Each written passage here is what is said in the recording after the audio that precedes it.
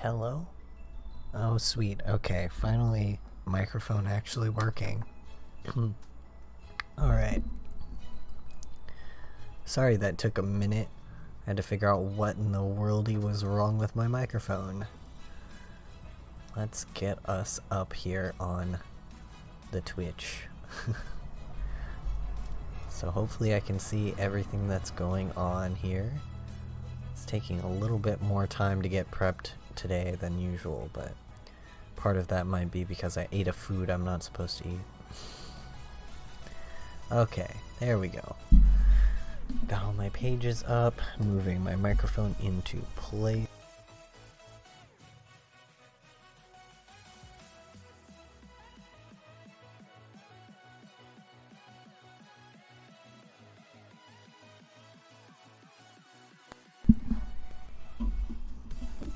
If anyone knows how to get Windows to stop making your microphone just randomly die on you, that would be awesome. I would love that knowledge. It'd be really cool. It'd be cool to know those things. I'm gonna move this mic back to where it belongs here, so it might be a little loud for a second. It really needs to sit properly, buddy. Alright. That's probably as good as I can get it today. Let's swap over to Facecam. There I am. Yeah, figuring out microphones is not my strong suit. I mean, this one is well behaved for the most part. It just likes to randomly die on me and does not give me knowledge of when that will be or why it happens. It'll just have zero recording, so thanks. I'm glad I sound good after fussing with my mic for a good 20 minutes. Alright, get everything set up drawing wise, and I'm gonna pull on my drawing glove too. Oh, and I should probably close the internet. That's probably a good idea. Close all my windows, please. There we go. Get all of that closed down. Normally I like to keep the internet open when I'm doing stuff, but today I don't really need reference for anything, so I'm just going to be going off of something I already drew. So we're good. But other than that, how's everyone's Monday? Jeez, if I could talk. Hoshi is finding a comfortable place to sit where she will not be bothering me, I hope. Please sit down, Hoshi. Please remain seated. Please. Please. Because I'm talking to her, she does not want. It's week 9. Oh no. Oh yeah, that's right. It is near final. Hoshi, stop it. Hey, stop it. It is near finals week, isn't it? That sucks. Life sucks when you go to university and you better your ability to do things makes everything else worse. Pull on that.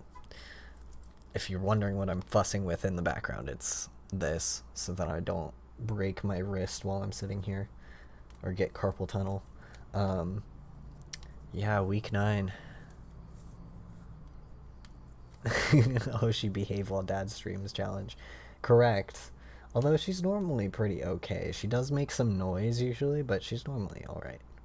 She'll find a place to sleep and then just stay there, and then if I move or shift around, she'll move. So, but yeah, finals week sucks. I am so glad that I'm no longer in university and I don't have to deal with it, because I would die. I hated finals week when I was at uni, because you have like 3 classes, or if you have the accommodations, you have 2, and even 2 is too many. What? So close, yeah. 2 is like 2 classes too many when it comes to SCAD. I feel like finals would be bearable if you had 1 class. Singular class, that would be enough. But no. Yeah. Valid, very valid. I mean, don't worry too much. It took me how many years to finish? I mean, well, if you're talking like actively getting my degree, it only took like 4 years, give or take. but like I did take a 2-year break from getting my degree, so like all told, probably close to 6 years or so to fully graduate. But I got most of my degree in 3.5 years, and then took a 2-year break to be an adult and earn money, because SCAD doesn't pay bills. So uh, lots of time off. Yeah, yeah. I wish I had time off. Time off would be nice. All right. Let's, now that I have set up everything, let's go over to the painting thing. See where I'm at. There we go. Pulling up the good old painting screen. So there's been this thing going around that's like design a vampire, and I let Facebook design a vampire for me. Normally I would do it on Twitter, but I didn't see the thing circling Twitter, so I decided to let Facebook do it, and these are the comments that were given. So no gender, mullets, like Victorian clothes, but also cyberpunk. I still need to figure out what in the world I'm gonna do for the comment that says stick bug, because I'm just assuming they mean thin. So I made like a really thin character, but then like, I don't know, I'm thinking like I might want to give them like a pet stick bug or something. We'll see. But yeah, there's the comments and stuff that I got, and then this is what I came up with for that. And I kind of like it. It's got a very like yeah, I considered giving him 4 arms, right? But then I thought, if I give him 4 arms, I'm gonna have to redraw or redesign the outfit, because this outfit doesn't make sense with 4 arms unless I connected the arms. Because what I was going to do is I was going to connect the arms like here, like back on the back of the outfit, so like they would connect back here and they would come forward like this. But then the outfit doesn't make sense, so then I would have to redesign that. But I was really considering the 4 arms. I was like, 4 arms would be neat. And then I was gonna give him a little stick bug friend that sits right here. Bugs Life villain shit. Yeah, you're right. You're very right. Very correct on that one. But yeah, I was thinking like something like this.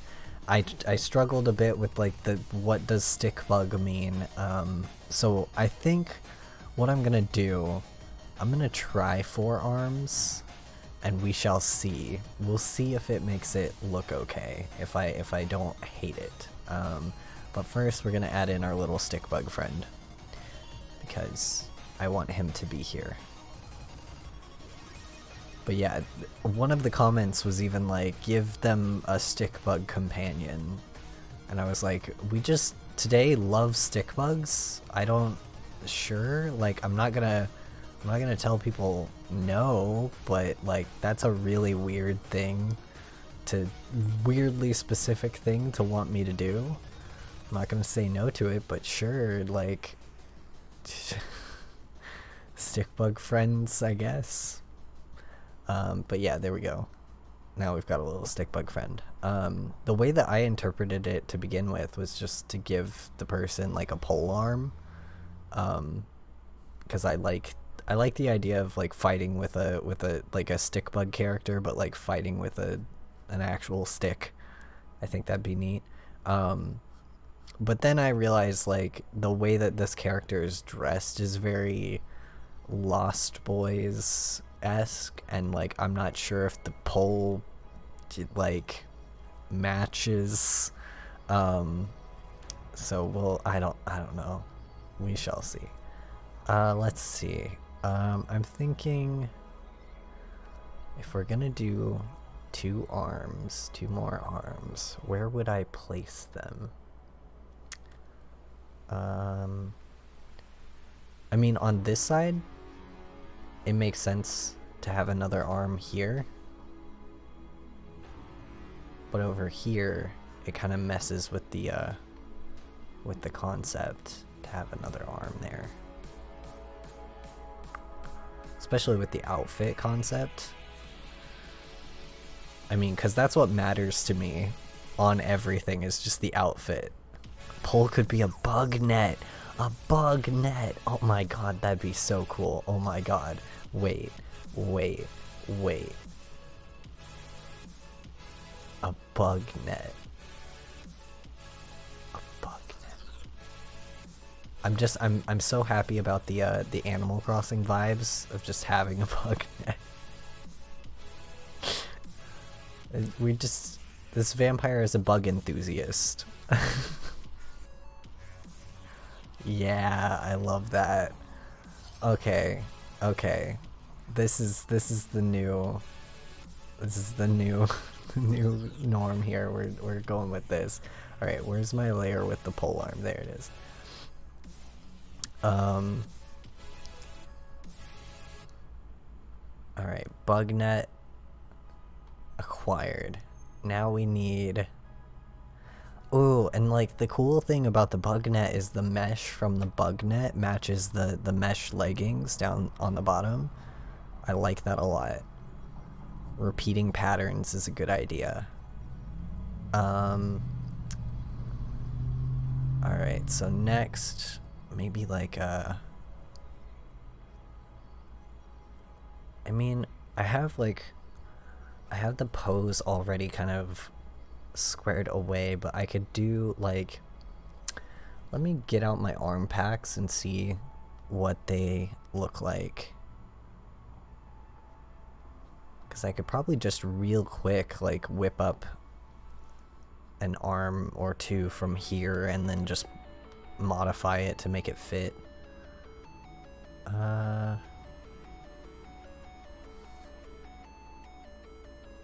No. Swap this to white. There we go.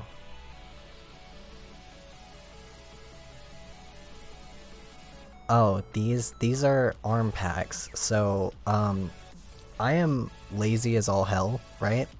And when I am doing concept art, I have these packs of different things that I can have just as like a placement thing when I'm drawing. So it's like, oh, I have like different types of hands so that I don't have to just draw them.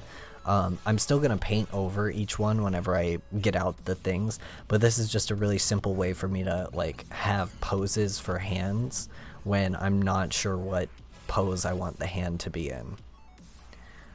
Yeah, and you can make different ones. Like I've also got like, this is a hair one that I made a while ago. Let me pull up the right colors for it so you can see it. But that's just curly hair. There's also ones for like all kinds of stuff, like strawberries. Oh, this one's for feathers. I love the feather one. The feather one is my favorite one because it just draws feathers for you. You never have to draw feathers again. It's so good. It's like, it's such a like appropriate move to have when you're like, when you draw people very often, like when you're like me and you do a lot of concept art. Like it is the way to go. Let me look here. What update did we just get? Oh, thanks for the new follow. But yeah, these things are so easy. Like when you know for a fact that you're gonna be drawing people often, just make some packs of just different poses for things like arms, hands, legs. I've yet to do a leg one yet. The leg ones are a little bit more difficult because of the bend on the knee is slightly different, but for like wrists and arms, like just make a whole thing and be done with it. So the ones I like most, I like this one for this character, this hand pose, or at least something close to that. And then I like, I mean, obviously some of these are going to be the wrong side of the hand, so I'm probably going to have to grab a couple. But yeah, both of these, I've even got like left and right with them and all kinds of stuff. It's just very, very good shit. Somewhere in here I have one that is for bricks too, like loose bricks on the ground and rocks and stuff like that. So you never have to draw that stuff when you're doing concept art. Alright, I think those three are probably the closest. Maybe this one too. Just to have 4, just to be certain. And like, none of these, they're well done, but they're not at all the style that I usually use for certain things. So like, most of these hands are very femme presenting, but you can really change them up and make them into whatever you want while you're drawing.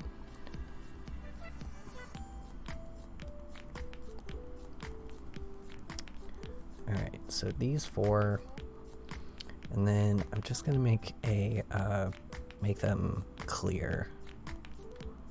Yeah.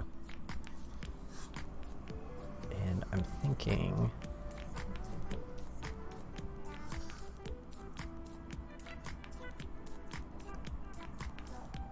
probably something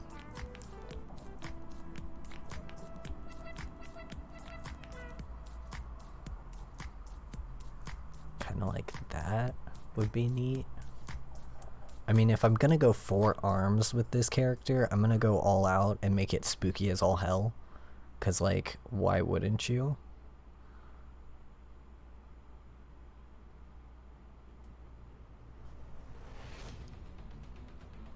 Kind of tilt them. I'm thinking like having them be like kind of hanging in a weird way would be fun. Instead of having them look too overposed or too placed. What about this guy?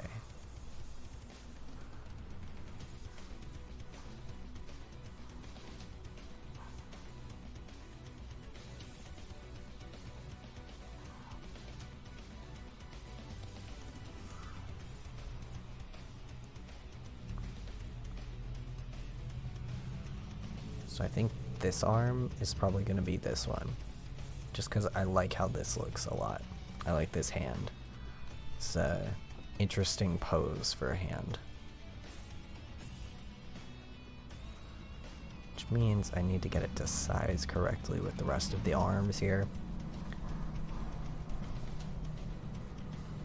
Oh man. I've got like a little minor headache, and I think I had Taco Bell earlier. And my body is not a fan of Taco Bell. I love it. Don't get me wrong, Taco Bell is great. It's the only fast food I can really have, but my body does not like that at all. Every time I have Taco Bell, it's like, what have you done to me? Alright, so that hand and that hand. I'm not sure if I like the pose of these fingers though on that one, but I can always redraw that. Thinking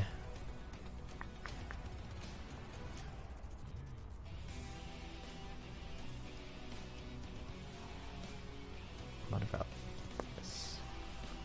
This is the only problem with having posed hands like this, is you like soon you run out of poses and you realize, oh, I could just draw it. I could just draw the pose I want. But this does help to visualize, kind of. It helps you to see what poses like can be done, you know? So you're like, oh, I want this hand but like without this pose, or this hand but like currently my issue is that this hand should technically be mirrored. So it should really be something like that, and it should be tilted this way. But just like in general, it's easy to do that. Yeah, if you have aphantasia, like definitely stuff like this would help you. It would help you to visualize where all of this stuff goes. I don't, but I definitely, like, I use this very frequently for pose reference, because these are, you know, hands that are well researched and have a lot of pose anatomy in them and stuff. Yeah, mountains of photo ref, that's a way to go. A lot of the time I just turn my photo refs into stuff like this, into like hand pose stuff or whatever I need, because it's like, I mean, I'm gonna use the photo reference the same way, so why not just take it, trace over it, make it into a pose reference. And sometimes with these I'll even I don't think I have any of them downloaded or saved right now, because I do this so often I have to offload some of my shit onto other like hard drives. But on my previous hard drive I had a whole set of reference photo things that I had just taken and done blue line sketches of where all the muscles went, or where all of the tendons in the fingers laid and stuff like that.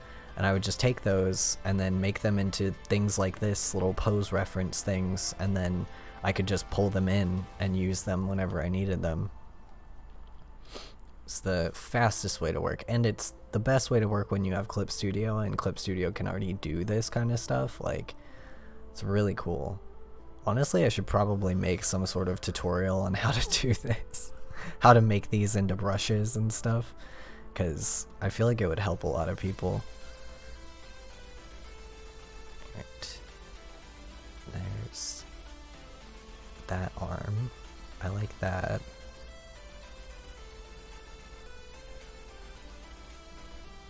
And I like this arm, but I want it to be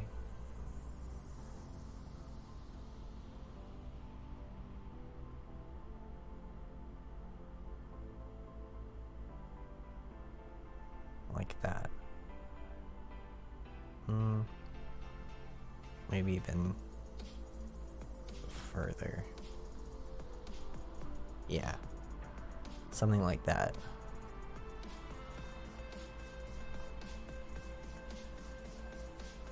Okay, and then I'm gonna get rid of all the sketchy lines I made to be like, where did the arms connect?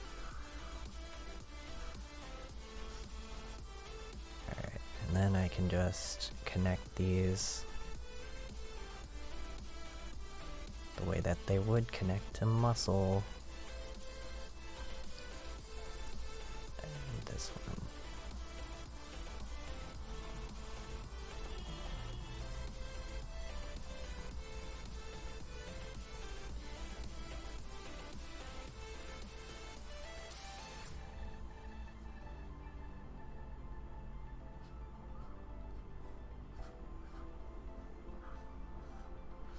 I really like the idea of there being a bunch of like cords and stuff hanging off of these arms, because I mean, if you're gonna have multiple arms, it just seems like a cool idea to have just a bunch of stuff hanging off of them.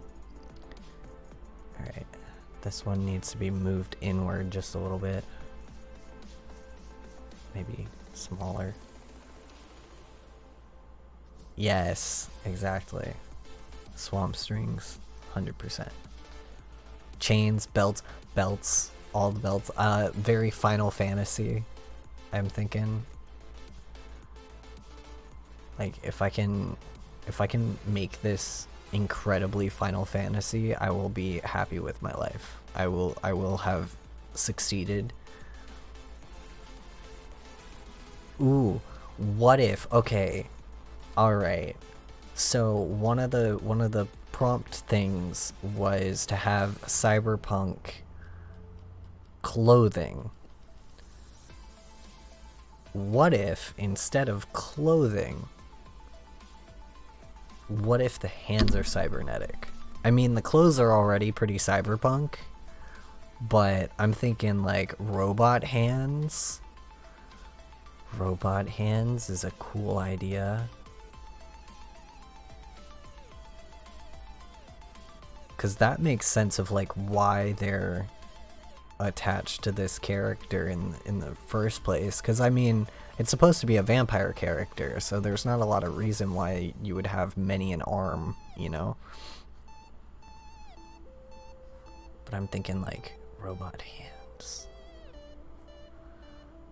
Right? Cybernetic arms is just, it seems like a good idea. It seems appropriate. I don't know why. It just seems like that's correct for this character. Definitely. Alright.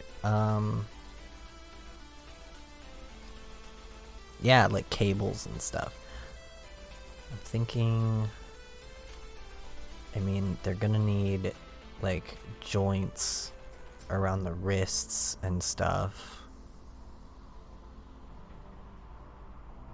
And probably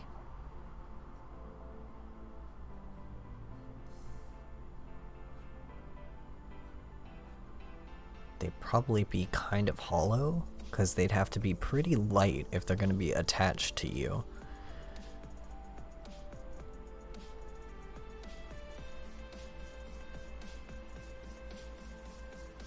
Cybernetic arms. Stroke of genius. Alright, so if that's going to be the case, if we're going to make these cybernetic arms, then I want to take the I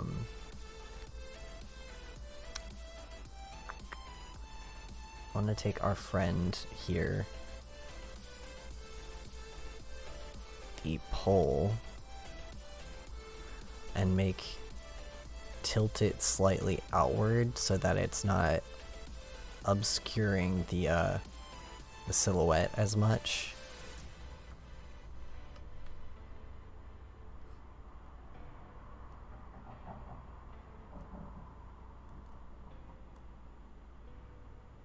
Maybe bring it upwards as well.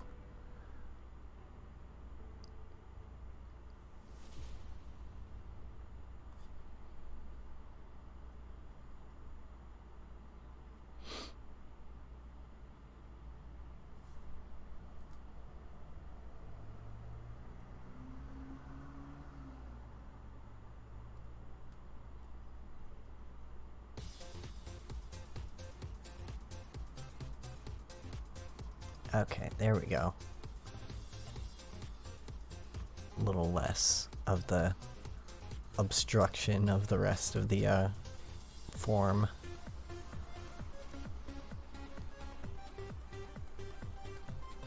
Because I kind of want the character design to be a bit more readable than it was a minute ago. Alright, and then probably gonna move this arm inward just a little bit again to make it a little more readable. There goes Hoshi. Okay, so it looks like this looks pretty good. This looks like definitely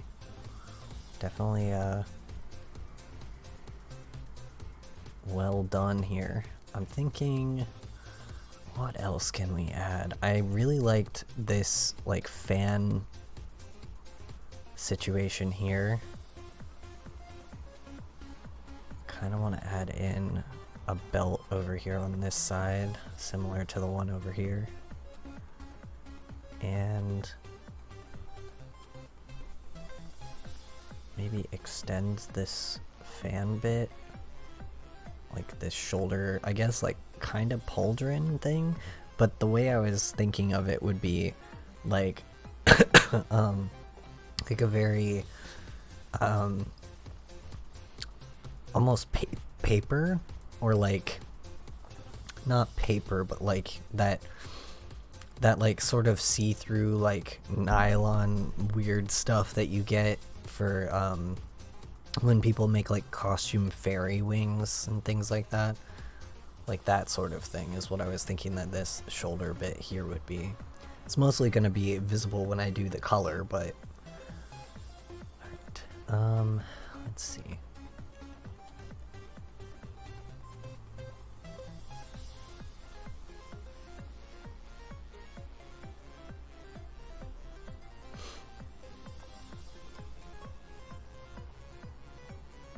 Okay, I think from here I'm gonna put everything into a folder.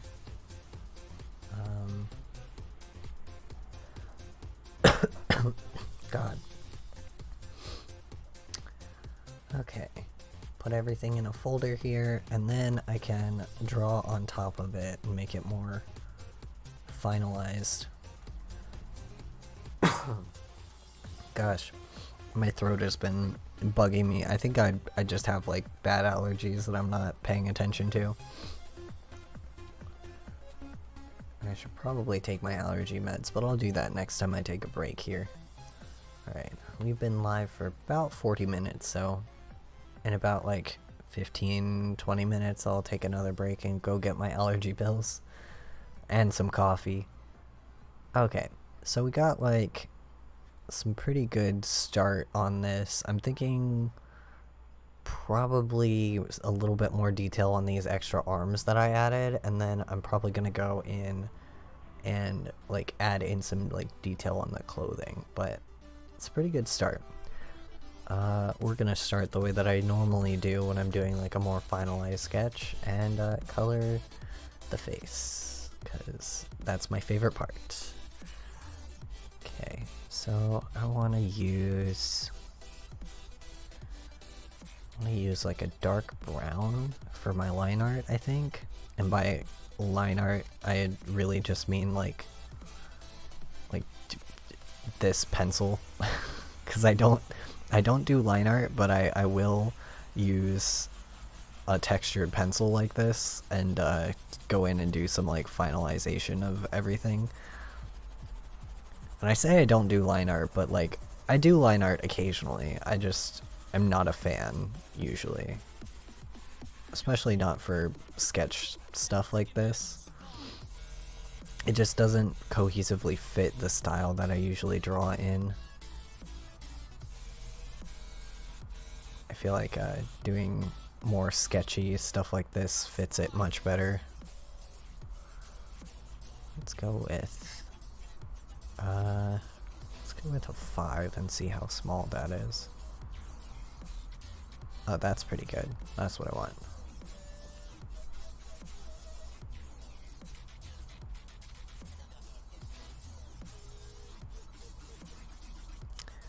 So, in fun new news today, I have a new cosplay. I mean, I say cosplay, but what I mean is like a closet cosplay, because I really don't have the money or time to be doing cosplay stuff right now. But I realized that I have a bunch of stuff in my closet for this one that would work, so I'm gonna do it. But everyone should be pretty familiar with the new Resident Evil by now. And I love Resident Evil. I've loved it for years. The only game I haven't played is 6, and I didn't play 6 because it's terrible.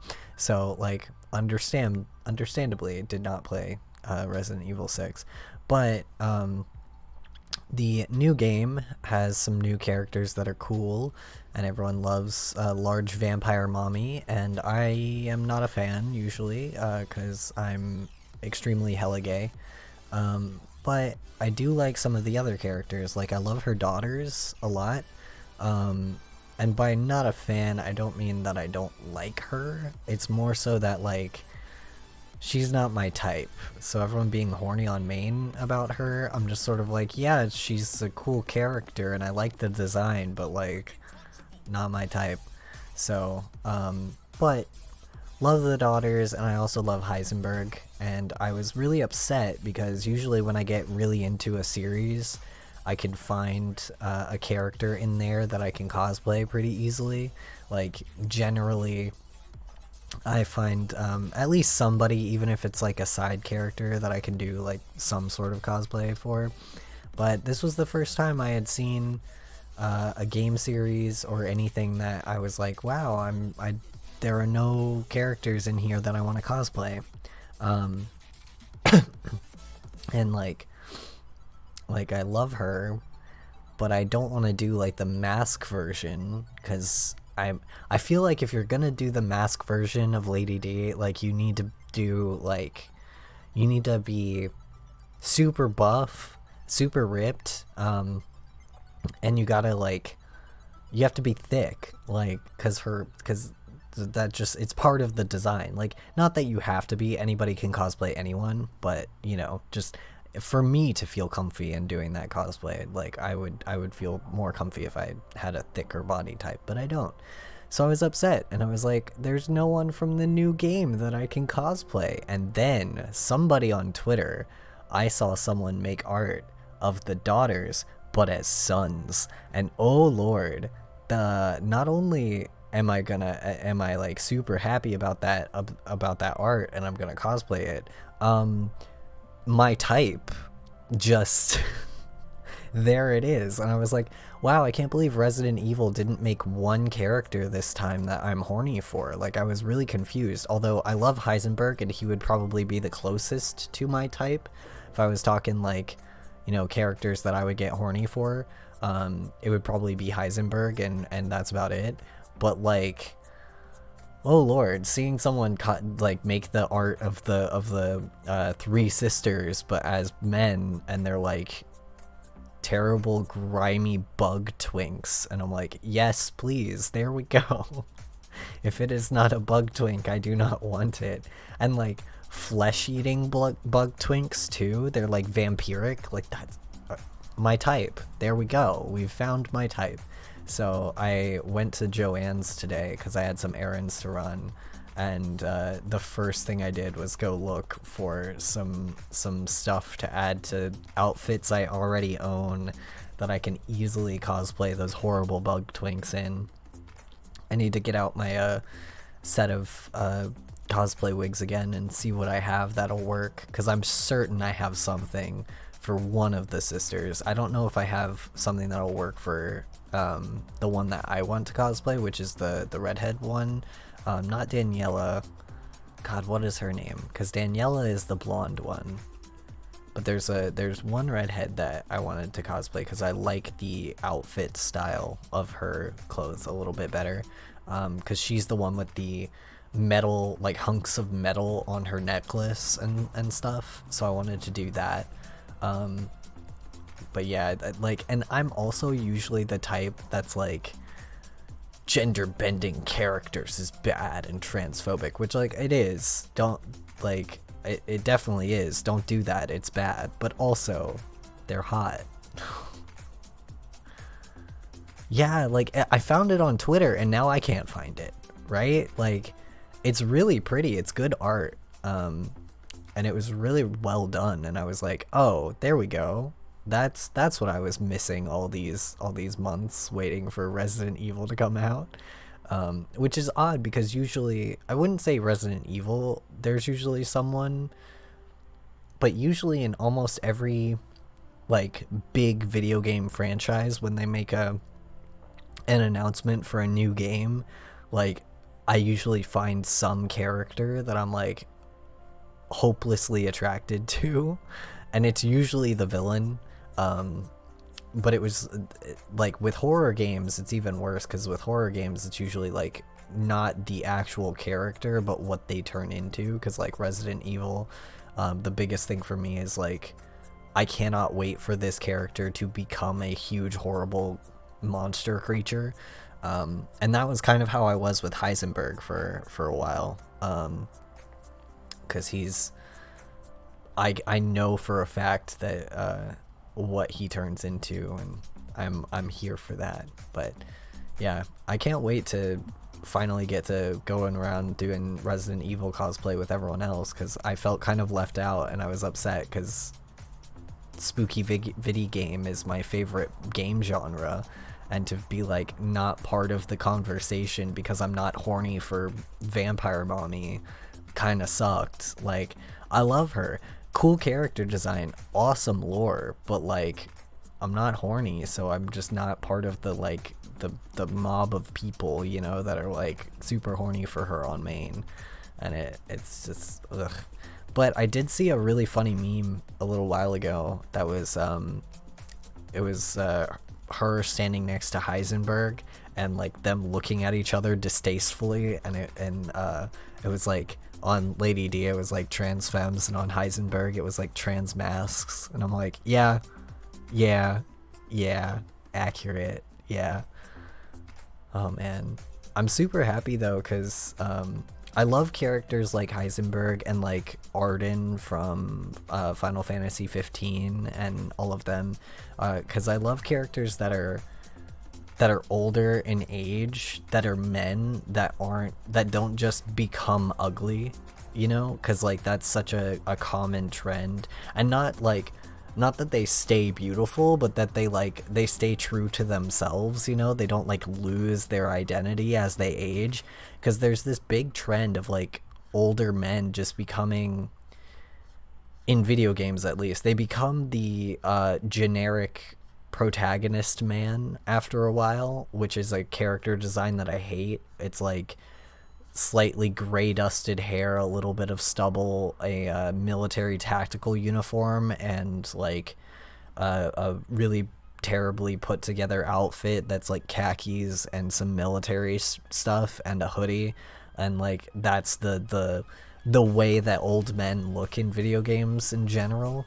And I'm not about that, and I'm super glad to see like game designers finally being like, yeah, you can be like 50 years old and still dress like this and have an identity and be masculine. Like that's awesome.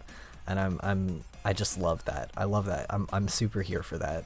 That kind of character design is where I want to be in life. Like I do still enjoy my eternally beautiful, ever youthful elf boys, but like I really love when game designers don't shy away from aging with their characters. And they didn't with Lady D either, because she also is, I think she's in her late 40s in the game, and like they make it apparent that she is, but she like retains so much confidence and power that like she's still her, and I love that. Good shit. Alright, I think that's probably pretty good for the face. I just need to color in the eye sockets.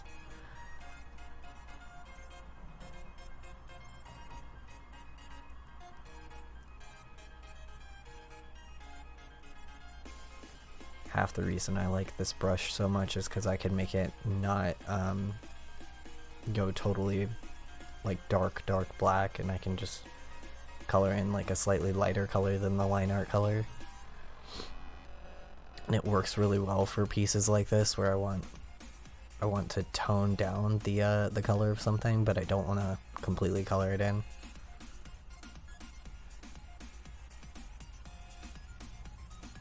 There we go. Something like that.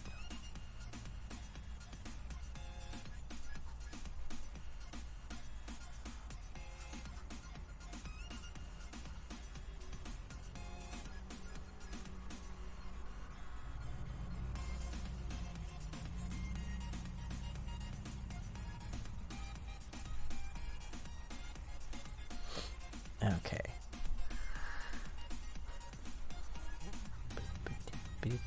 There. That should be pretty good. Don't ask me why I gave this person a bloody nose. I just felt like it fit.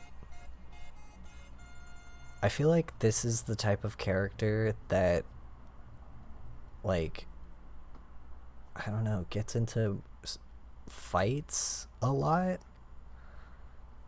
and wins. But like definitely gets into fights. Like I feel like this character is falls under the Lost Boys vampire genre, as opposed to like the vampire genre of like staying pristine and, you know, all of that stuff. I feel like it's very leans heavily into more 80s style characters, which I know will probably make a couple of people who were on the Facebook thread that made this character a little upset, because I know that a couple of them prefer the more Renaissance vampires. But this type of design just lends itself so well to a very edgy Lost Boys character. Like, you can't give me the prompt of cyberpunk and then expect me not to draw a character like this. back in the day, I used to think that that was the style I was going to get into too. I really used to love cyberpunk. I thought it was really cool. But I liked more, like, I wouldn't call it cyberpunk what I liked. It was more like inspired by modern art punk, which is a really weird thing. And I'm still kind of like, I still count myself kind of in that boat of like, that's the sort of style that I enjoy. I don't think I like it so much for me, but I like the sort of, it's like a blend of like mod style, but with punk. It's hard to describe what it's supposed to be, but it's if you take a bunch of neon, and a bunch of like geometric shapes and a bunch of like unflattering silhouettes and things like that, and then make that into punk, like add belts and add like a bunch of other stuff, then you get sort of what I was going for when I was younger and what I thought was really neat. But the only thing that I found that was close enough was cyberpunk, and I would be like, yeah, I love cyberpunk, and then it's like, I don't though, because cyberpunk is very, like, not that I hate it, it's just very like influenced by music genre, and what I liked was more influenced by like modern art, was more like fashion influenced, I guess, and that was sort of like my goal, was to have kind of that. And then I grew out of it a bit and went more for like the same sorts of silhouettes but like goth fashion, because I stopped wearing as much neon, and the neon that I did wear when I was younger was very, I had like maybe 2 neon, kind of 2 to 3. I went heavy into what I like to call lava core neon, which was red, orange, pink, and yellow, and only warm colors, and the pink had to be like a peachy pink, and it was just essentially every warm color you can purchase in glow-in-the-dark paint was the palette. And it was a good style for not very long. I ended up wearing it for only a couple of years until I realized like there are no clothes sold like this. And I ended up having to make a lot of my own, and then that got really tiring, and then I just like it, I didn't vibe with it anymore. It was too club kid scene for me to like I take acid and party on the weekends, you know, and not enough I read quietly in a library by myself mood. So I took a lot of that, like, I want inspired by art but not modern art, and I went the complete opposite direction, and now I'm that nerd who has Gustav Klimt socks, like, which, I mean, it's not a bad look, but it is a look, definitely. But I feel like a lot of my fashion choices are very inspired by art. I don't think that I've had any fashion choice that is not inspired by some form of art. I don't get a lot of my fashion choices from music, oddly enough. You would think that I would. A lot of people assume that I do. Like, they assume that a lot of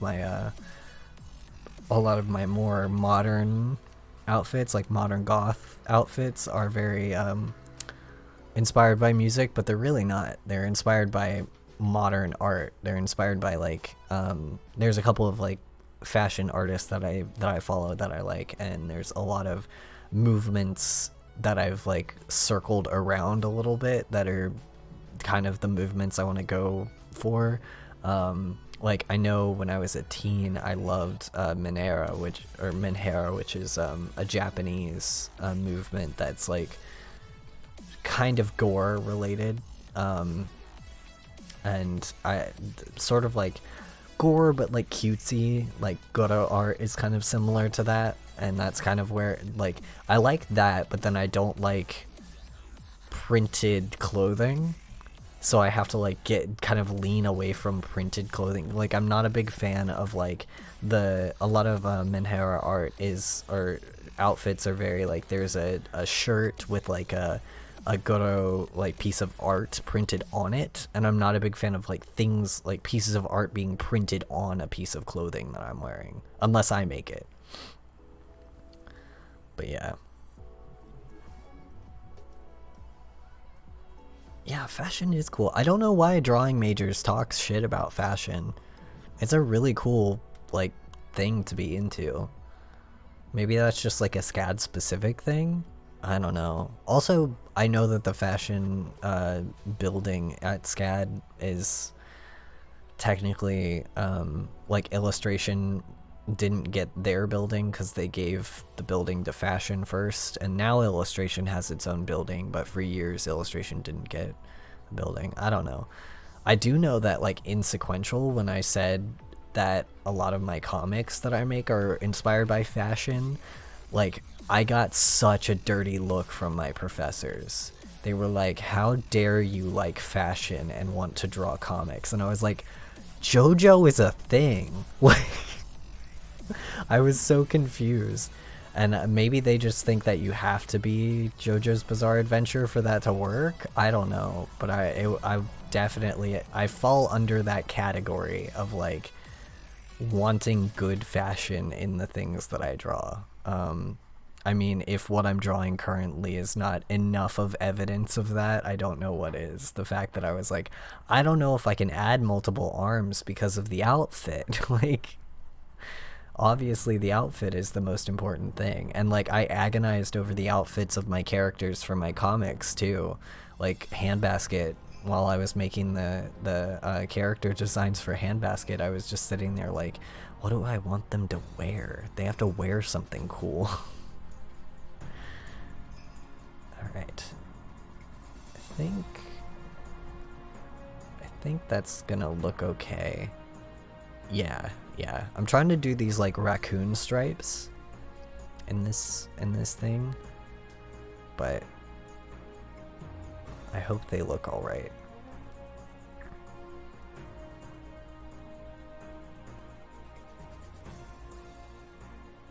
Yeah, like there's so much modern art that I enjoy. I will say there's a couple of modern art, like new modern artists that I'm not a fan of, though, to be honest. Okay, like one that I talk about frequently that I say that I'm not a fan of is Jackson Pollock, and I get a lot of shit for that. However, I like Jackson Pollock. I just don't like any of the stuff that he did to become famous, if that makes sense. Like, I'm not a big fan of his like splatter and drip work. I like his later work, the work that he did after all of that, which he kind of like burnt out of like the art world, and then started making stuff that wasn't his like more popular work, and people stopped following him essentially. But I love his later work. I think it is so much more abstract and inspired. Yeah, like his India Ink stuff, his later stuff, like that stuff's cool. Like I still hate the guy, but I think his later work is actually pretty good. It's really good abstract art.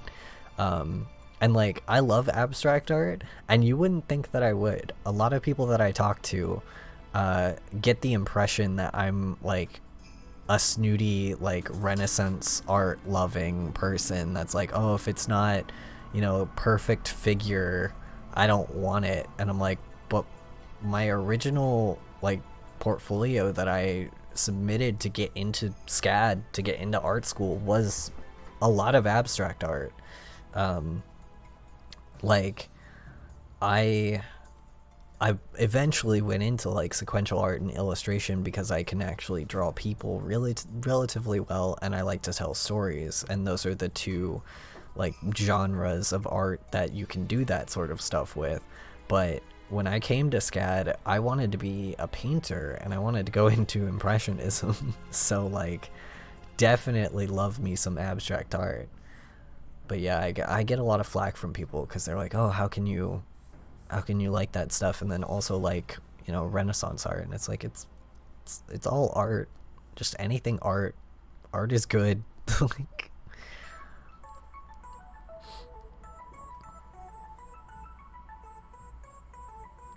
That makes sense. Yeah, like perfect figures can get boring. Yeah, how dare you be a multifaceted person in interests. But yeah, yeah, perfect figures do get boring after a while. Especially, like, I think that's why I gravitate so heavily towards monster art, like monster creatures, and like drawing really gory, screwed up people, because like I just prefer that. Even in like my more normal, quote, normal kind of art that I make, I I like the spooky vibes because it's so much more fun, and this is gonna sound horrible, but it's so much more fun to deconstruct the human form than it is to make a really beautiful, like well rendered person, in my opinion. I just really prefer tearing it apart rather than putting it together. I feel like after years of going to art school to learn how to make proper humans, essentially, like, I'm done. I don't want to make any more humans. I want to rip stuff apart. I want to destroy things, right? And like, I feel like I got that way halfway through going to SCAD. I feel like about at the halfway point is where I was like, I just don't want to draw people anymore, man. I'm just done with it. I just don't want to do it anymore. And that's when I started doing stuff like adding horns to characters that didn't need them, and then my professors would, you know, I'd turn it in, and my professors in sequential would be like, why does this character have horns? And I'd be like, I don't know, I just want to draw something else. Like, just let me draw. And now I'm glad I'm finally out of it, because now I can draw whatever I want. I can draw characters with horns. I can deconstruct the human body as much as I please. Like, oh, it's so refreshing to not have to draw a perfect human form all the time. And especially in sequential art, that's the only thing they care about when you're in that course, because the whole thing is like they're trying to get you to really know the human figure front to back so that you can draw it repeatedly over and over. Like, if you're like me and you're running a webcomic right now, currently I have 25 panels per long running page, so like a webtoon style page, 25 panels, and 10 pages per chapter, so that's like 250 like panels, and you could assume at least 2/3 of those are characters, if not, like, if they're not people characters, they're characters of some sort. So it's understandable that they make you draw people as much as they do in the sequel program at SCAD, but like, boy, does it make you tired of drawing people.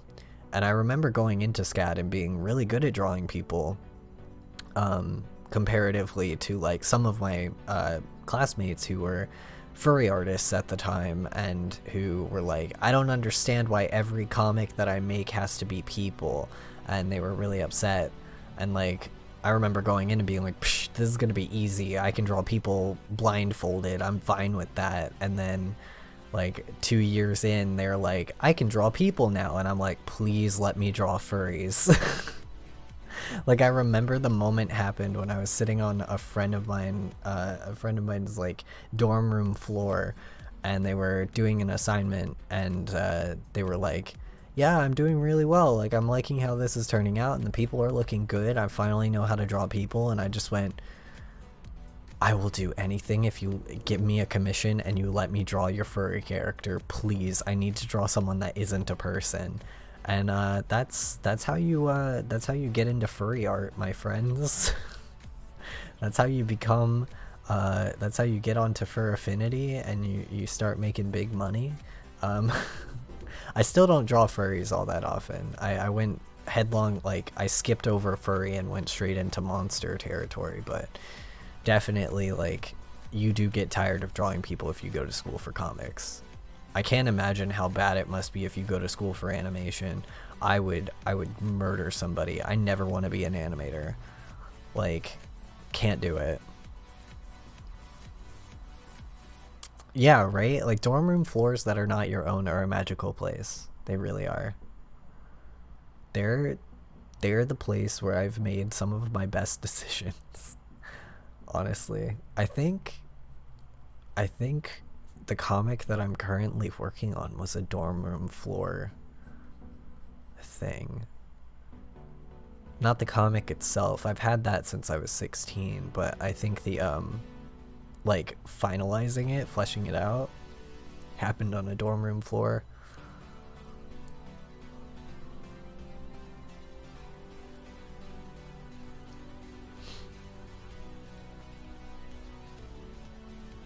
Yeah, it is. I was talking about this on Twitter a little while ago, that I crave liminal spaces a lot. And that like those are the places that I like seek out in my life, that I kind of feel like the pandemic erased for a short period of time. But yeah, liminal spaces like are where I get my best thinking done. And also, I mean, mental illness problems, but like liminal spaces are where I always end up after I've had a really bad mental health episode. I just end up somewhere. Like, some of my favorite instances are just ending up in a Waffle House randomly.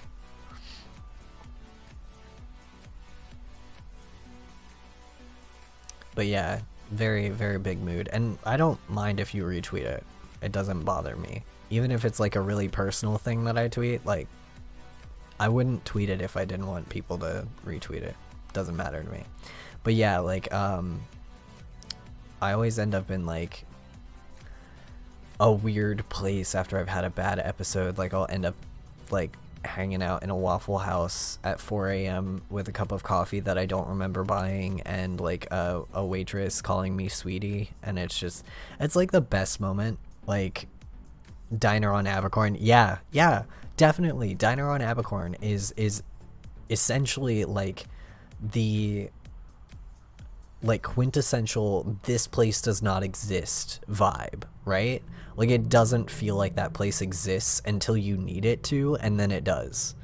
And I used to go there all the time. I don't anymore because I don't have any friends who are film students. That's where film students hang out a lot. Or at least that's where they used to hang out. I don't know if that's changed in the like 5 years that I have not been hanging out at SCAD oriented places. But yeah, it used to be when I used to have a roommate that was a film student, and when he was done with any sort of his like finals or anything, he'd be like, I'm going to the diner at like 4 in the morning. And of course, I'm an illustration student, or illustration slash sequa, so I'm like still awake. And he's like, I'm going to the diner, and I'm like, I'm going with you. And like, without speaking, we would just go, we'd eat our food, we'd stare off vaguely into the distance.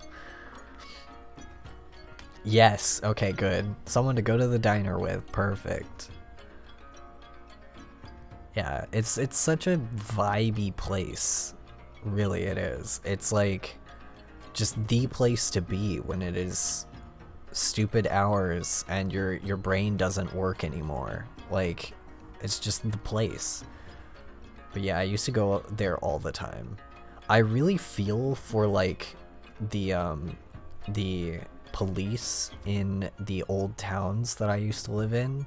Not so much here, because police have better shit to do than bother me. So like, understandably, I don't get harassed by the police as much when I'm out at ungodly hours of the morning.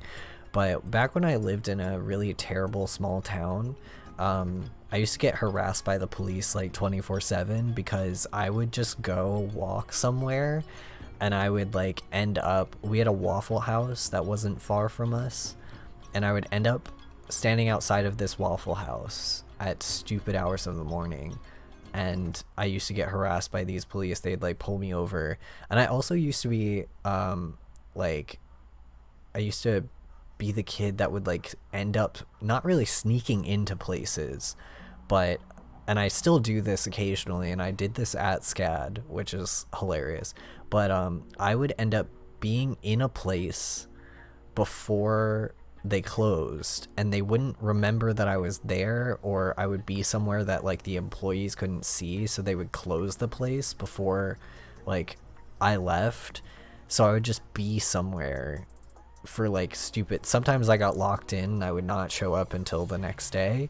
Other times I would find my own way out. I also was the kid that got into and out of things in weird ways, like could slip in and out of a lot of stuff really easily. And I remember I did this at SCAD a couple of times when I was back when Heyman's was like the main Sequa building. I used to sneak in and out of Heyman's all the time, and once got locked in the closet. But yeah, I used to be the kid that would like sneak in and out of places because I just like vibing with the like liminal space feelings, and I would go seek that feeling out frequently enough that it would get me not into trouble, but sort of like into these weird places. Like back in my old town, one of the places that I would go, there was this donut shop, and it didn't open until 6 in the morning, but it also didn't close until like 2 a.m. So there was like a gap shift. Yeah, hid in the projector room. When I got locked in, I was hiding in one of the side projector rooms, and I was locked in there from 10 p.m. one night until 6 a.m. like in the projector room. Like I couldn't leave the projector room. Someone had locked not just the projector room door, but pushed a table in front of it. But that was not the only time. I also used to sleep underneath the what are they called, the tables upstairs, the big long like tables. I used to go in there and I would hide at like 9 p.m. and I would lay underneath one of those tables and bring a pillow and blanket and sleep until like midnight, and then I'd get up and do my work. Because like if you're in there, what I remembered is if you were in there around 9, they would come and circle all the rooms, and then they would circle them again at 9:30, and then when the guards shifted at midnight, they would circle again. So you only had to not be working at the times that the guards shifted. Yeah, the bar counter. Yeah, exactly. And I would go hide up there, and I would sleep, and then I would get up when they were gonna do their next circle, and I'd hide in the bathroom, and then they made the bathrooms do the thing where they come on when you walk in. The building was technically 24 hours. What the fuck?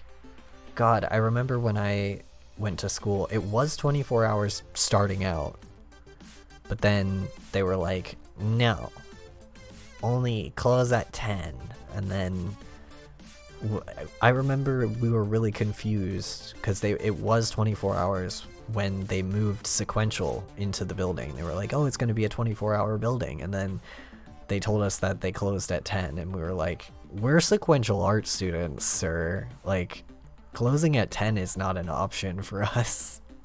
We will not finish our finals if that's the case. But yeah, gosh, sneaking into places, that was my life. And I used to also, I had a highly illegal. I had a thing that could break open the back gate at what is the building called? The drawing building, the one up near Anderson drawing building. I used to sneak into the drawing building all the time because the drawing building computers were usually not taken, so I would sneak in after hours, take their computers instead of using the sequel ones that were not only taken but smelled like Cheetos. Yeah, Anderson, I don't remember what the building was called. I just remember that it had a gate around it, but only around the backside, and I had like these clipper things that like they didn't close the gate fully. They would use like zip ties on parts of the gates. Yeah, the Cheeto smell, right? But they would use these zip ties and you could just clip them open. But the security guards never went back there during the night. I don't know why. So you could just go and like clip the gate open, sneak in, be in there, and then leave through that same bit, and then the next time you came in, those like closure things would be back on the gate and you just do it again. So I used to just bring those and clip open the gate. Like, I'm not gonna argue with a person at the front door if I can just get in the back way. Hell no. But yeah, I used to be the absolute king of sneaking into random places in the university that I paid to go to. I also used to sneak in, oh my god, I used to sneak in all the time to get stuff out of the vending machines. I used to steal shit out of the vending machines. I'm admitting all of this now, knowing that SCAD can't do shit to me. But like, yeah, I used to take shit out of the vending machines late at night, because you could tip them. A lot of the older ones, if you tip them correctly, you could get shit out of them. Even if you did tell, it wouldn't matter. There's nothing they can do. What are they gonna do? Like, shake me down for a bunch of ho-hos? Like... And I used to steal shit because the meal plan doesn't cover anything. So I would steal food because I was starving, because they don't pay you enough to live. But yeah, it was a fun time. I kind of, like, on some days I miss being a little delinquent, and then I realize that I'm an adult now and jail exists, and I do not want that, so I avoid it. But I don't know, on the days that I miss my old habits, I will occasionally go seek out a liminal space and find somewhere to be. And like, the odd thing is I'm not even, like, I talk about this stuff like, oh, I was, you know, such a delinquent, I did such, like, you know, things or whatever, and it's like, really I wasn't. I was just an edgy teen, not even really edgy, just kind of like, I didn't This is the problem, right? When you're autistic and you don't understand why rules exist, and no one will explain it to you. Like, that's what I was dealing with most of the time. It was like, I don't get why they don't give me enough money to eat, so I'm just gonna take food. Like, duh. Like, I didn't understand, and no one would explain to me why things were like that. And the rules never made, yeah, the rules don't make sense, so you break them. They never made any sense to me. Like, the rule that, like, this is the building where you go to class, and, like, it's supposed to be open 24 hours, but we just decided yesterday that it's not open 24 hours anymore. And I'm like, why? Right? So I would just break the rules. Like, it never made sense to me, so I would just do what I wanted. But now that I'm an adult, I have to actually think about what the consequences are, which is odd to me that no one, as like a neurodivergent teen, no one explained to me that consequences are a thing. Or people would explain to me, but they wouldn't explain it hard enough. Like, most of the time, consequences, they would just tell me that there are consequences, and they wouldn't explain to me why or what consequences. They'd just be like, it's bad. I'd be like, why? Because it's bad. Why? Because there are consequences. What ones? It's bad. I'd like... Right? It's such a mood. They wouldn't explain it hard enough. Like, you need to... Like, if you want me to stop doing something as, like, a neurodivergent person, you have to, like, sit me down and be like, this is the thing I don't want you to do. This is why I don't want you to do it. It is bad if you do it. It is bad if you do it because of these reasons. These are the rules that are in place that you must follow. Like, you have to be really forthright with me. And even then, I probably won't. I'll only behave if I feel like your rules and your justifications make sense. If I feel like they don't make sense, then I'm just gonna do what I want. So, but yeah, I do sometimes miss sneaking into Heyman's Hall. It was a fun time.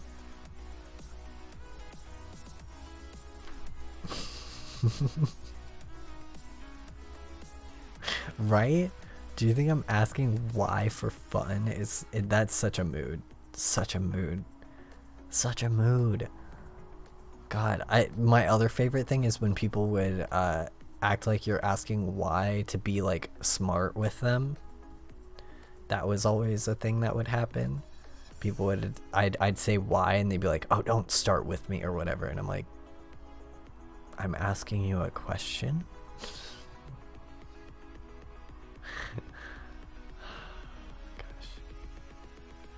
Being neurodivergent is a fun time, especially at things like school. School is a fun place for being neurodivergent. God. my other favorite thing is that I realized that the school that I went to was not going to help me with any of my accommodations, and therefore I would just take what I wanted and do what I wanted. And it became such a thing. Part of it is my mother's fault, because when I was a teen, I also had a school that refused a lot of my accommodations, and my mother's response to that was to sue them and win. So like part of it is that, because I never, like, I had encountered people who had told me, no, I'm not going to help you before, but they had always gotten karma. Like, I had never encountered someone just tell me no, and then the people in charge of those people say, yeah, no, they don't have to. And me being like, that's illegal, and the school being like, we don't care. Like, I had never had that encounter thing before, so like, eventually I got to a point where I was just like, oh, no one's gonna follow my accommodation requests? Cool, great, awesome. So I'm gonna do things my way, and you can all fuck off. Like I remember one of the main ones that I needed was extension on certain assignments because narcolepsy, which means that like I can have a narcoleptic attack at any point in working on my assignment the night before, and suddenly my assignment's not done and it's 9 a.m., you know? So I would, like, one of the things I requested for was longer time on assignments, and they were like, you can have that, but you have to be able to email your professor ahead of time and let them know. And I'm like, I have to tell my professor ahead of time that I'm going to have a narcoleptic attack that I can't predict? What? And they were like, yeah, if you can't tell them ahead of time, then we can't guarantee that you will get any time or any extension. And I was like, excuse you? So instead of having that, I would just do my assignments and not sleep. Brenda is amazing. We all love Brenda. Brenda is just powerful. She owns too much power. God had to nerf her.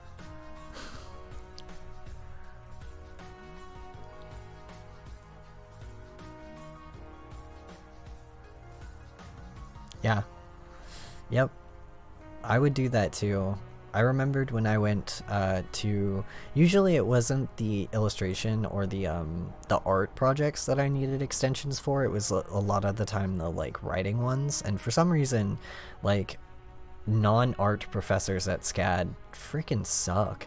They were always the ones that were like, I'm not going to accept help, you know, and all that stuff. So I would just, at the beginning of their quarters, be like, hey, so listen, all of my assignments for you are going to be late. End of story. And they would just be like, oh. I'd be like, yep, I need an extension for every single assignment. Sorry. And they'd be like, oh, well, legally I can't stop you from doing that. And then I would always turn my assignments in on time because I'm a perfectionist baby. But it would, yeah, I used to do that all the time. I also used to, the other thing that's odd is they would offer me a note taker, but then they would tell me that I couldn't record my lectures, and that drove me up a wall. I was like, it's the same exact thing, except I don't have to rely on somebody else.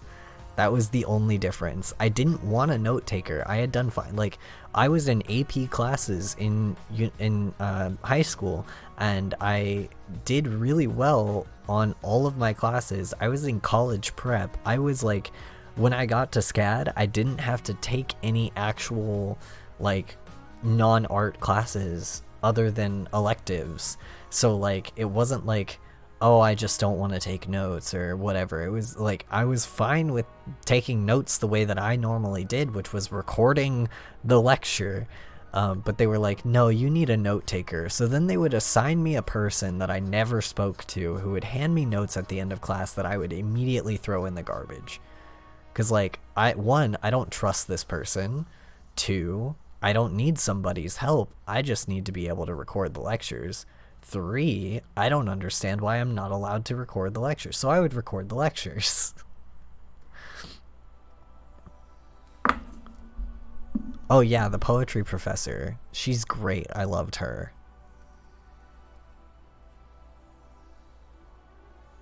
Right? Like I I used to tape record the lectures. Like I would get there's like a tape recording app that's like text to speech, and I would use that. So that way I didn't have like a camera faced on the professor all the time, cuz then they would catch on. But I would 100% record my lectures even if my professors told me no. I was just like, what are you going to do? How are you going to find out? Like but I would always ask them at the beginning. I'd be like, "Hey, you permission, like I will ask your permission." And then they'd tell me no, and I'd be like, well, you didn't give me a good enough reason, so I'm gonna do it anyway. My favorite response to that, though, is I love the secret professors so much, because my favorite response was John Lowe, and I was like, hey, Professor Lowe, I don't really need very many accommodations for your class, which he like laughed at because I was one of the good best students in his class, but like I was a favorite of his, but I was like, hey, so I don't need help. I just need like I need to be able to record your lectures, and I know that's weird, but like I just want to be able to like, you know, tape record you talking. And he was like, okay, I have one caveat. You can record me, but it cannot find its way onto the internet. And I was like, deal, fair. And then I immediately made a bunch of memes out of him. Not his recordings, though. I specifically did not make memes out of his voice. But I just, I made him a meme on the internet instead. Like, just immediately, I was like, how do you not want to be a meme and you know that every student in your class has access to Photoshop? Telling me not to make you a meme at that point is like signing your own death warrant. You can't do that. And he didn't say don't make me a meme, he just said I don't want my recordings to end up on the internet. So like technically I didn't do anything wrong. But yeah, that was my favorite response to that. Like, hey, I need to record you. Yeah, so don't post it on the internet. Bet. I'm just gonna post a bunch of Photoshop pictures of you instead. But it was really fun. I miss that guy so much. I miss John Lowe. He was hilarious. One of the best professors ever. Yes, exactly. Most of the other secret professors are great. One terrible professor is gone, thankfully. But most of them are good guys. Some of them I didn't get along with, but they're still good people. Just like not my kind of people. But I still like hold them in high respect. I just didn't get along with them.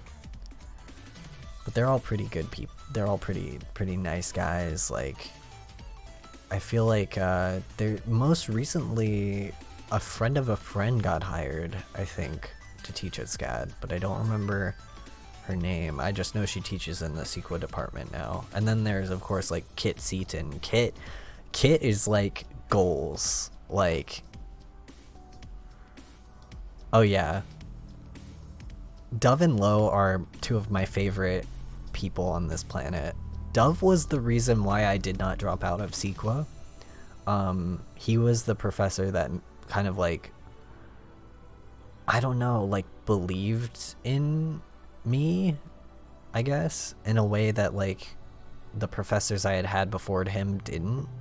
And I was like struggling a lot coming to Savannah and like not being able to afford food and like not really knowing where I was going and all that stuff. And like he was one of the first professors that I had that was like, hey, it's okay, you can learn these things. Like, when I first got into my major classes, I was kind of coming into yeah. Yeah, welcome to SCAD hell. But yeah, I was coming into my major classes too early, I think, and I think that was my problem. Since I was AP and everything and took a lot of college course, I ended up in my major classes a year before I should have been, and I was stressing out because a lot of other people were more talented than me, and I was in a, like, as a freshman, I was in a class with a bunch of sophomores and juniors, and I was very terrified. But Dove was the first, like, I had a class originally with Brian Ralph, who, like, I have no hard feelings for. He's great. He gave me a lot of really good advice in that first class, but I was super not ready for his class, so I was also, like, dying. But he was really good, but my issue was more, like, with my peers. I was just, like, really not ready for it. And then had a class with Lo, and Lo was good, but Lo was sort of like cagey on the fence, and I guess he's just like that with, like, freshmen most of the time. And then immediately after that was my first class with Dove, which was an anatomy drawing class, and oh my god, Dove is great. Like, almost immediately I got into his class, and I was just sort of, like, having a panic attack, essentially, like, I'm not good at this. And then Dove was just like, hey, you have time to be good at this. How old are you? And I was like, I'm a freshman. And he's like, okay, most of these people here are juniors. You have time. You're in this class for a reason. Take the class, learn anatomy, it'll be okay. And, like, I didn't think it was gonna be okay, but it definitely was. He was a good person. But yes, SCAD is a whole trip. Definitely is. Definitely is. Very much so. It definitely it has some similarities to a Resident Evil game, where you just get desensitized to the horrors that are around you, and you just learn to start yelling swear words and run blindingly forward. That was my SCAD experience. Like, but it wasn't like I keep saying it wasn't a bad experience, because the people that I met and the networking and the friends that I made meant a lot more to me, I guess. Oh, you're in animation. Oh, bless you. Oh my god. Please don't die. Please don't die. Oh my god, I feel so bad. Animation is really difficult at SCAD. Really difficult. Bless you so much. Like, I complain, I whinge about Sequa being hard, but animation is murderous. Like, that is, oh my god, that's difficult. I couldn't do it. I could not do animation at SCAD if I tried. Actually, SCAD's animation classes were the reason why I decided against ever doing animation ever professionally. Like, originally when I went to school, I was like, oh, I want to be a painter, and then I found out that, I'm not really, like, I don't want to do traditional, like, fine art, and then I sort of went, okay, well, what about if I do something related to, like, animation? And then it was like, nah, and then I really liked Sequa, and I really liked illustration, so I went that route, but I did take, like, 1 or 2 animation classes, and they murdered me. Yeah. Yep. 4 years to not want to commit arson. Fair and valid. That was about me too.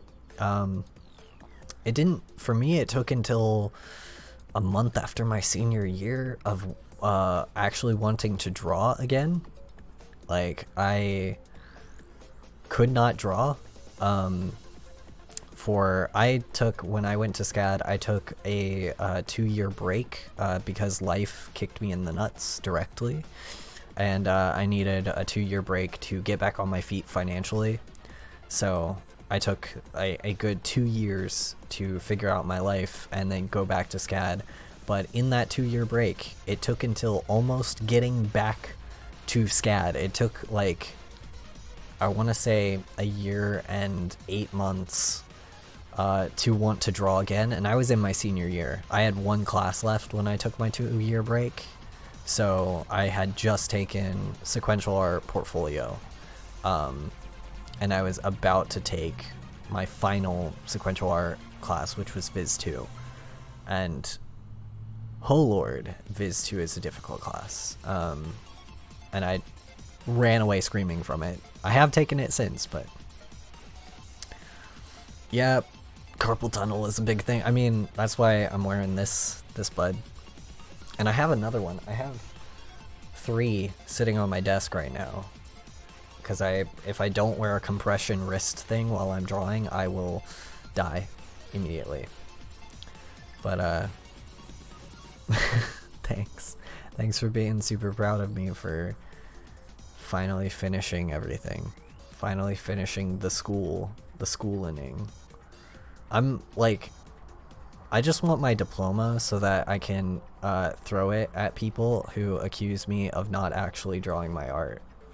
Because I did not contract several medically diagnosed diseases and like injuries for people to tell me that I don't actually draw my art. No, we're not here for that. I didn't go into debt for 4.5 years for people to tell me that I don't draw my art.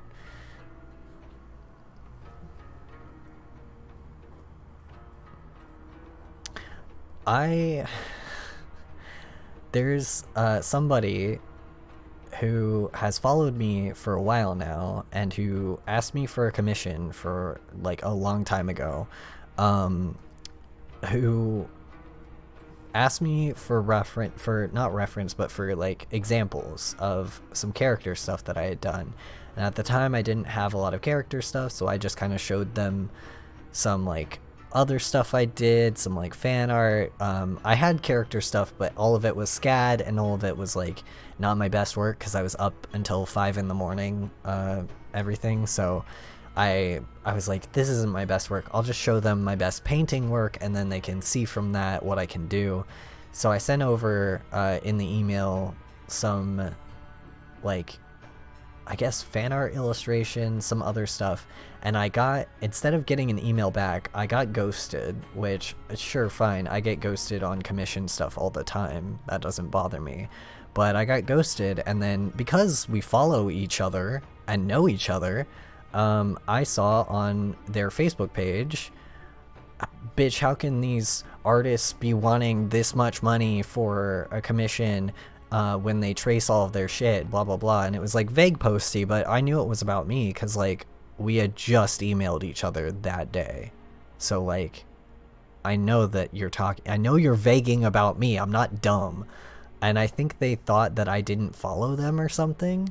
I don't know what they thought, but yeah, so they made that post and I have been forever salty about it because like someone just accusing me of stuff offhand, sure, fine, whatever. But like, after that, after being vague posted about, and them not even having like the balls to say it to my face, I'm kind of like, no, I'm gonna be salty forever. So you can thank that person. They're the reason why I'm streaming, and it's not a secret. Like, legitimately, when someone asks me, what made you start Twitch? I tell that story because I realized that I did not share my art enough for anyone to like find me, and I realized that like I wanted to have more stuff out there that I had made, you know. So I was like, fuck them, but also thank you, because they showed me that like I needed to have more of a presence and I needed to do more stuff publicly where people could see me doing it.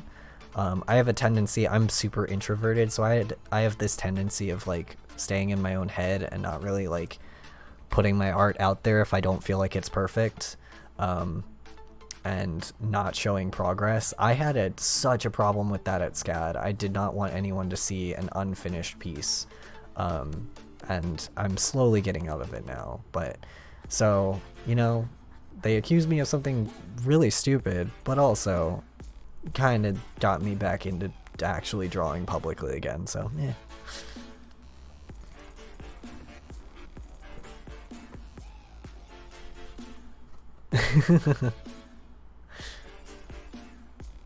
Yeah, portfolio stuff is hard when you're dealing with classes a lot. My advice as someone who like has been doing freelance for a couple of years and making pretty okay money off of it and like been doing all right is don't worry about your portfolio while you're in classes, because I was doing that, and that nearly murdered me, and it was not, none of the work that I was making was good enough for any sort of portfolio work. So I would just say, like, do what needs to be done now, and then about a month after you get out of your classes, start working on actual portfolio work. Start, like, if whatever your niche is, go into that niche in that time, because while you're at SCAD, you're going to be making things that you're not going to make professionally. Like, personally, I don't do a lot of work in the realm of what I did at SCAD. Like, at SCAD, I spent a lot of time doing comics and doing illustrations that were for stuff like books and things like that, and I rarely do that stuff. I've done book covers, but I rarely do, like, actual books, like children's book illustration or anything like that anymore, but that was a lot of my assignments at the time. And especially with STYX, I don't know how animation is for, I know you guys have like a final project that you have to do, but with like STYX, we had, our final was a like comic that we did that was like, I think it had to be 50 pages or 30, and then a pitch book with it, and I ended up doing 30 pages and then a pitch book, and none of those 30 pages or the pitch book are good enough for professional work. They're all like either rushed or they're not the style that I draw in anymore. My art has changed so much since being at SCAD, and it's wild. So I would just highly recommend like taking some time to yourself after SCAD. Yeah, SCAD loves giving absolutely random assignments that do nothing for you. So just like, as soon as you're out of SCAD, kind of think about it, and think about like what you want to be doing. I know that that sounds like counterintuitive, and professors have probably said that to you a lot, but like for me, I didn't think hard enough about that when I was coming out of SCAD, and I kind of like fluctuated a lot and did a lot of like wishy-washy, like, oh, I'd be good at this, but is it what I want to be doing, you know? And I realized recently that it's like, I like doing comics, I'm gonna make comics, you know? Like, I like telling stories. That's what I came to SCAD to do, and that's what I want to do. I like character design, I like telling stories, I like comics, like that sort of stuff. But I spent like years thinking like, oh, but I'd be good at being an illustrator, and it's like, yeah, my talents are useful there, but that's not what I like to do. That's not what I can do effortlessly without thinking, right? Like, it doesn't feel like work for me to do comics or to do character design. It just feels natural. It feels like an extension of who I am, and it takes a while to find that. And animation has a lot of like different, you know, jobs oriented to it, but there's a niche job in there for everyone, I think. And I think, like, no matter what, if you're a senior now and you've lived this long, you'll be fine. You'll get out there and you'll find some good shit to do.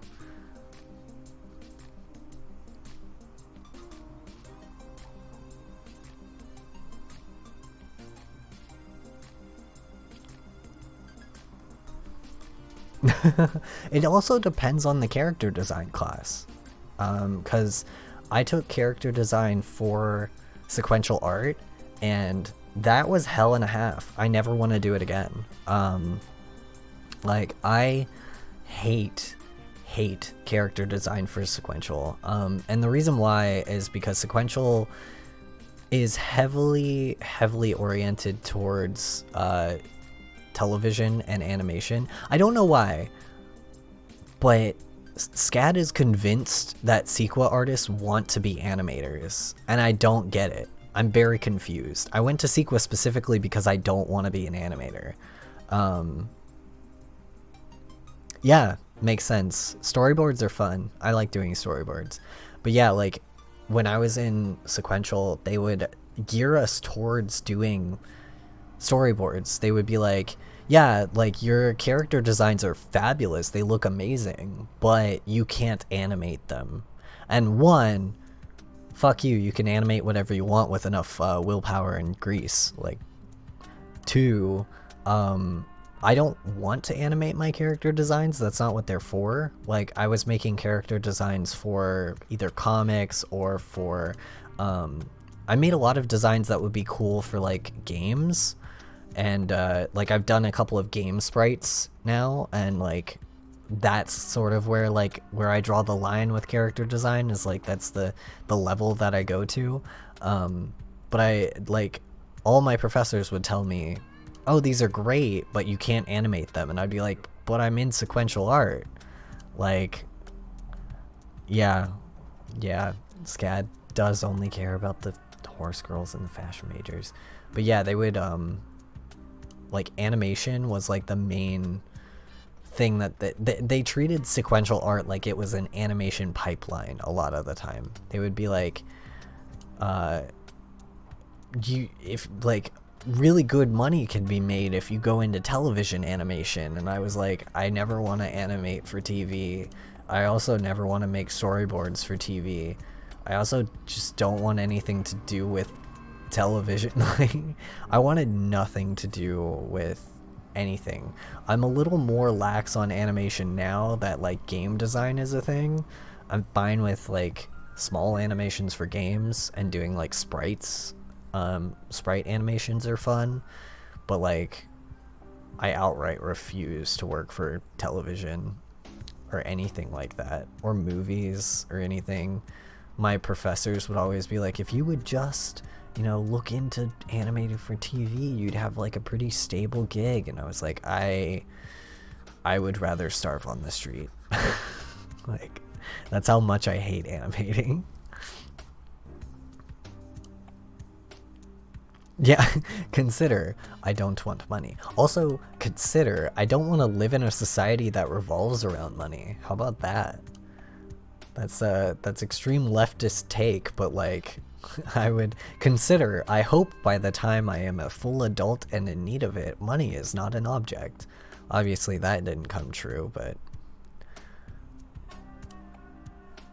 I would just very prefer not to, I don't want to work at a job that I hate just because it makes more money. It just doesn't seem right to me. I would much rather be doing my little small animation, my little small illustrations over here in the corner, making like little character designs for people's D&D characters. Like, that's where I have a lot of fun. I like that stuff.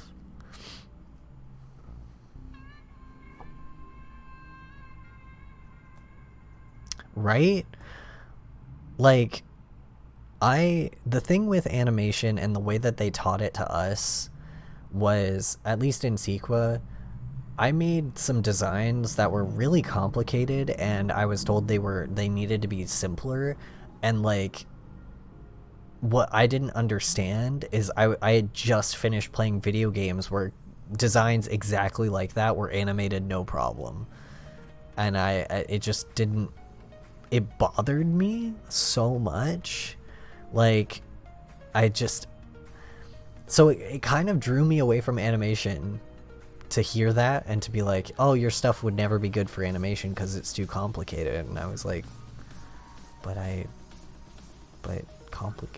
why complicated? But why is that a problem? Like, there's stuff that I've seen that makes really complicated character designs all the time. But I don't know. I love Castlevania, and like, I feel like I've been told multiple times that I should apply for a job with that studio, because I've been told by friends that my stuff fits that, but I am the self-conscious baby, and I do not feel like I am good enough, so I don't. But yeah, I've been told a lot that like, people can animate stuff like that, and it shouldn't be an issue. Like, you should be able to animate whatever you make as long as you have enough gumption. But that was not the way I was taught. I was very much taught the sequential art, like, your design has to be so simple kind of way, which is also like fundamentally the yeah, again, JoJo is right there. But that's also the way that they taught us character design for comics as well. A lot of my character designs for like my actual comics, when I would do turnarounds of my characters, my professors would be like, that's good, but like, how are you going to draw it in a comic? And I'd be like, the same way that I draw it all the time. I don't see how that's a problem. And they just like seemed baffled that I would be able to draw and illustrate such a complicated character design multiple times over in a panel. But like, I guess they just underestimate my power and my determination to make things, because like, I will just zone out and like draw that character thousands of times if I have to. It doesn't matter how complicated their design is.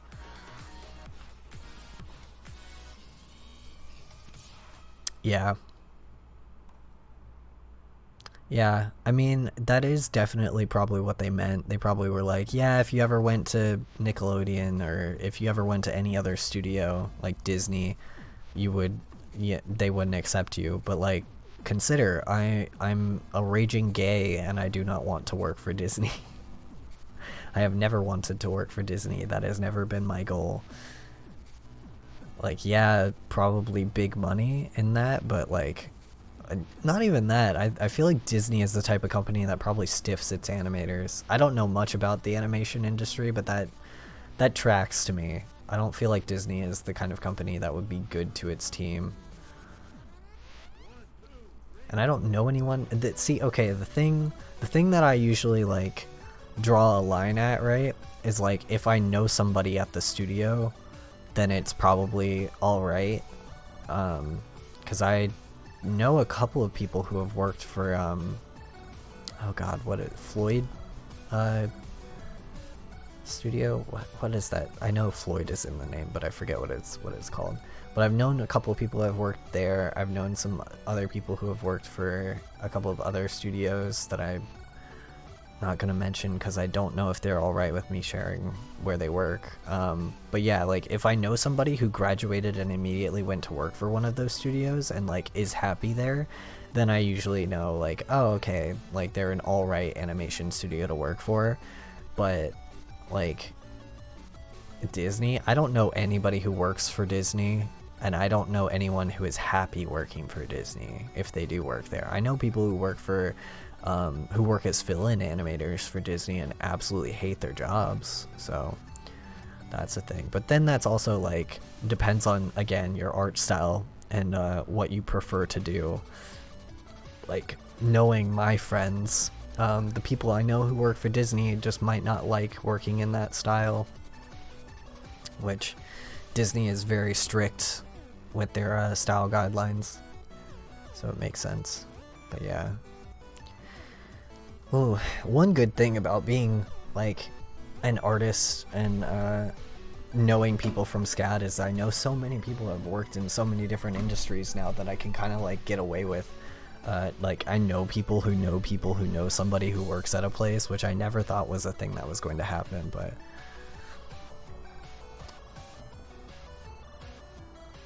yeah. I mean, like, the one good thing that I've heard is that they're all good people. I've heard that, like, people who work for Disney are, like, relatively nice and, like, you know, good, but, like, I just don't know anybody who wants to stay working for Disney for very long. But yeah, it's probably just, like, the people I know who just don't fit that sort of job. Plus, it may have changed over the years as well. Like, just for reference, if you're a senior right now, then that means you're what, 22 to 24, depending on when you graduate.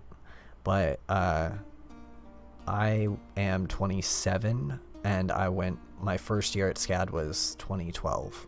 So the people that I know who have worked for these companies, they've either long moved on, or the company may have changed in the years that I've known them. I keep track of my art friends sparingly, so I only know, like, I know the people in the industries adjacent to where I'm going, and that's about it.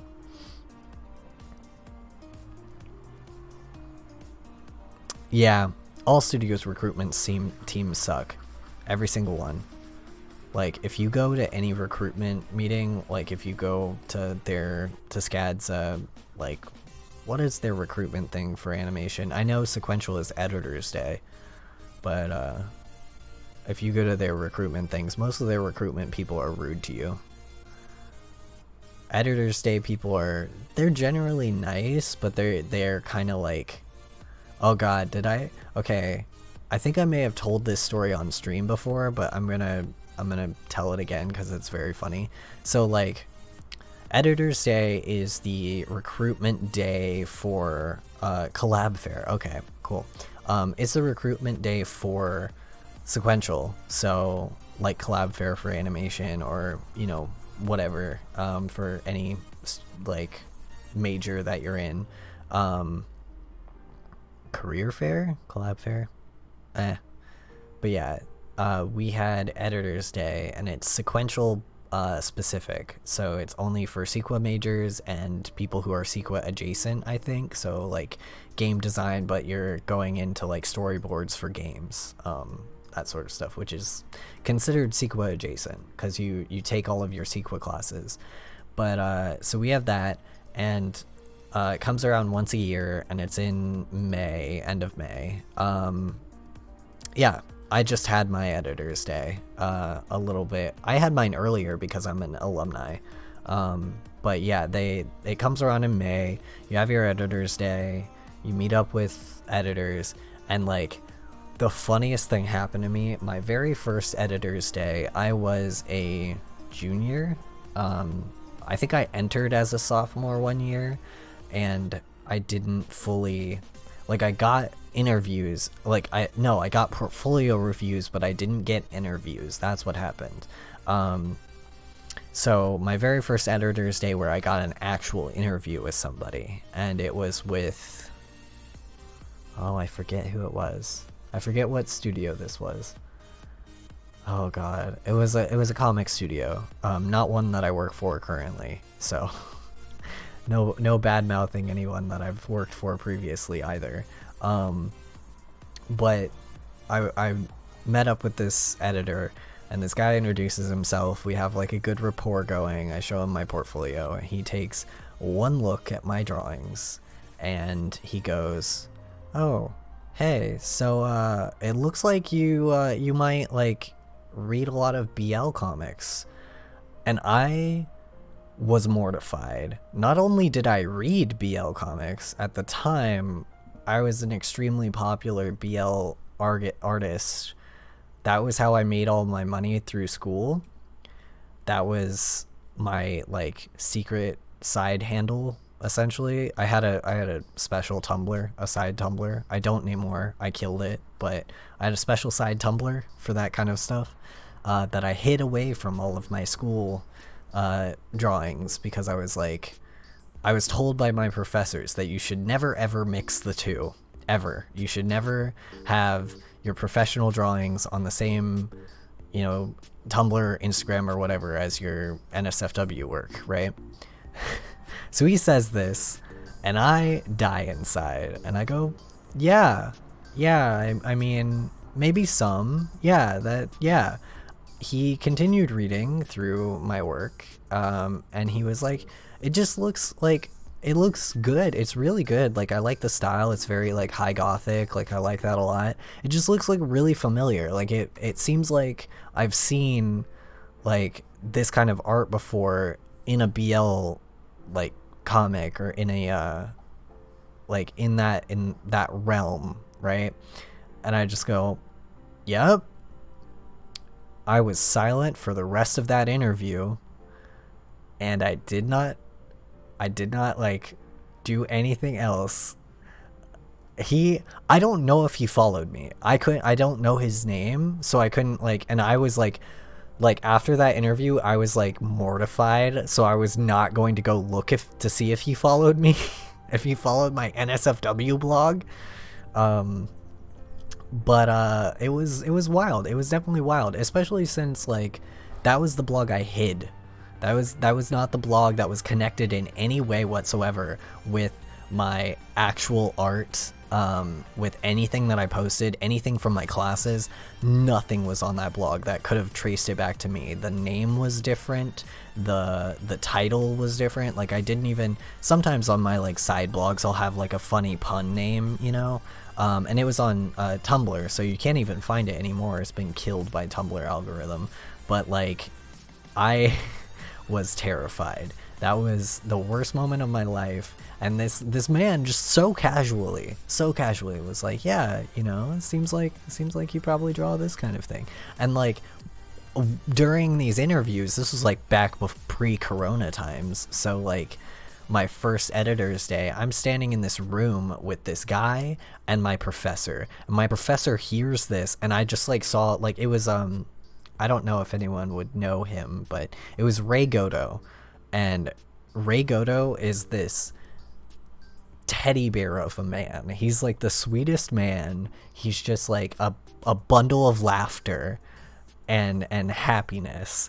And to just like have this interaction with this man, and Ray Goto's eyes just like the size of dinner plates, it was insane. It was, oh my god, it was the worst. Oh my god. Yeah, just Nightbot's mad at you. But anyway, yeah, like, oof. That was, and it was like baby Apollo's like first professional art interaction as well. Like the first time I'd ever talked to anybody who had professionally worked in comics, the first time I had like ever really encountered anyone that like had done anything that I admired. I don't remember the studio or anything that he worked for. I just know that like he was the first person that I was like, this is an actual professional, as opposed to me, a dirty not professional who makes my money by drawing terrible NSFW stuff of people's furry characters. Like, and like my NSFW blog was not a furry blog, but it was like some pretty interesting stuff on there. I wish I could like, maybe one day I'll go in the Wayback Machine and try to find it and find like some of the old stuff. Now that Instagram and Tumblr have both had the horny purge, it's a little hard to find everything.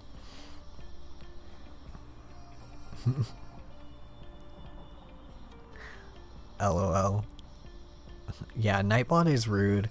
I could probably change Nightbot to not do that, but that involves opening my internet. It just doesn't like spam and caps. Doesn't mind spam in lowercase, I think. I don't know how Nightbot's algorithm does. It's rude. I did take the caps thing off recently, but I don't know if it stayed. I don't know if it like keeps it for every stream or not. I am not a pro streamer yet. But yeah, god, interacting with that man, and like just imagine being like if it was like my junior year, I must have just turned 20. Either that or, yeah, just turned 20. So I like wasn't even old enough to go get a drink after that. It was the worst. That was the absolute worst encounter I've ever had professionally as an artist. And like I don't mind like so much the like I don't mind the like calling me out and being like, oh, your style like very much leans this way, right? Like that doesn't bother me. What like got to me most was the fact that this was like a professional interview interaction and this was said, and then on top of that, like it was coming out of the mouth of this like standard like polo wearing seemingly cishet dude, and I'm standing here like, oh no, you recognize my extremely gay NSFW art. Oh, that's bad. Oh no, this is not a good time. Like, It'd be different if it was someone like I've had interviews with people from like Webtoon, and they've been like, hey, I feel like I've seen your style before, and I'm like, oh, I'm this on or I used to be this on Tumblr, and they were like, oh yeah, like I remember that, where did you go, your blog, you know, died, and you know, then you explain the horny purge happened and you had to run away from Tumblr and leave all of your following and all that stuff. And like, I'm not gonna tell my Tumblr followers on my terrible NSFW blog to follow me on my current one, because like my current one, yeah, it's NSFW, but it's not like, it's not the same one, you know? And I'm not making the same stuff, mostly because I don't have time to. But yeah, it was interesting. It was a fun time. That's my best, like, professional interview story. I think I will keep that with me for the rest of my freaking life. Like, just the absolute worst interaction. It's like the interaction that you fear when you come into doing art professionally. Like, you fear having the moment where someone recognizes your terrible porn blog stuff. At least, like, anyone who does terrible porn blog things. I never thought I was going to be the person that did until I needed money.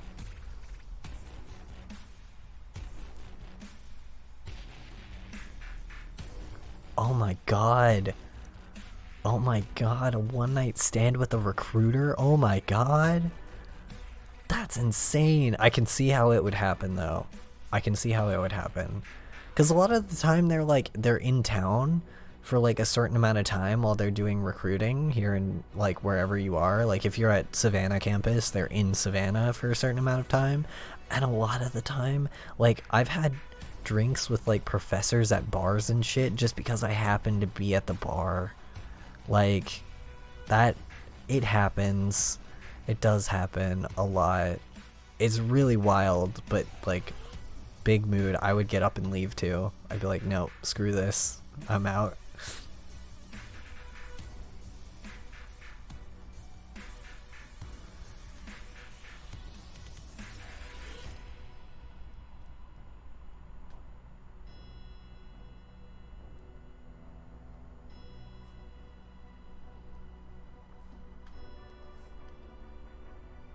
Forgot that I put stripes up here.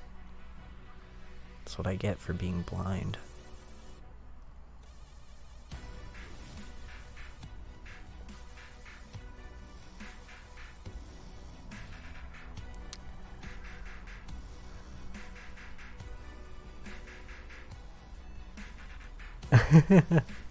Yeah.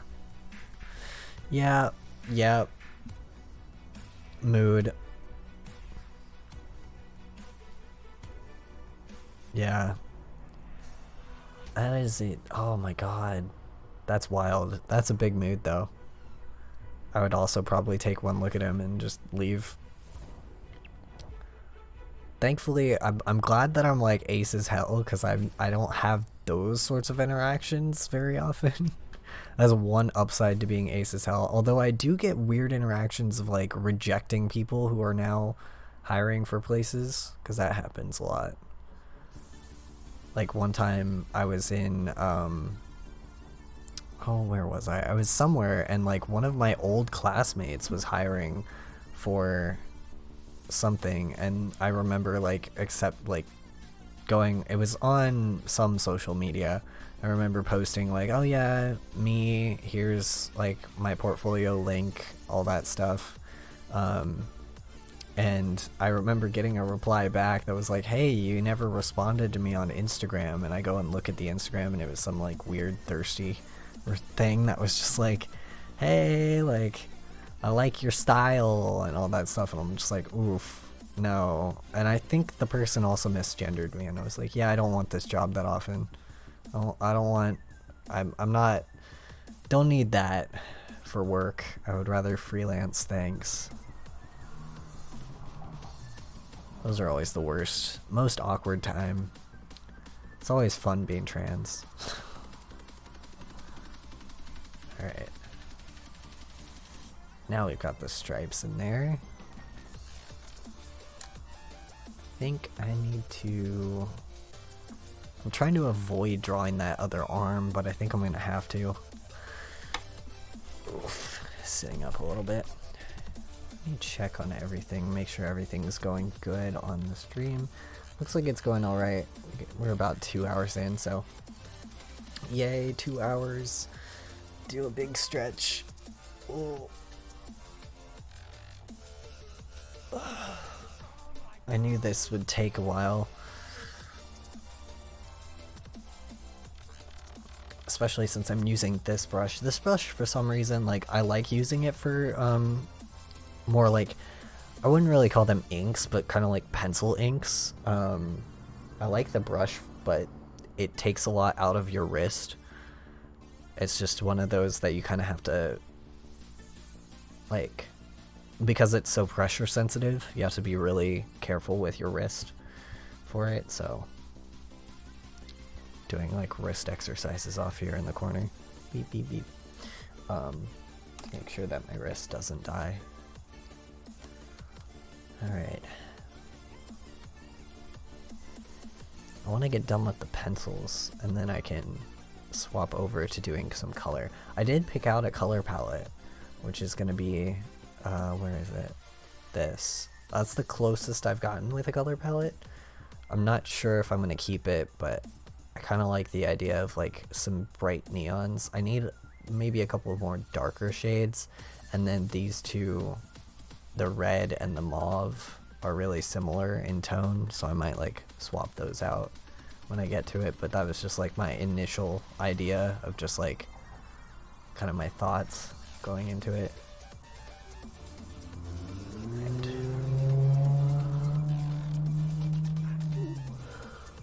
Yawn. Gosh.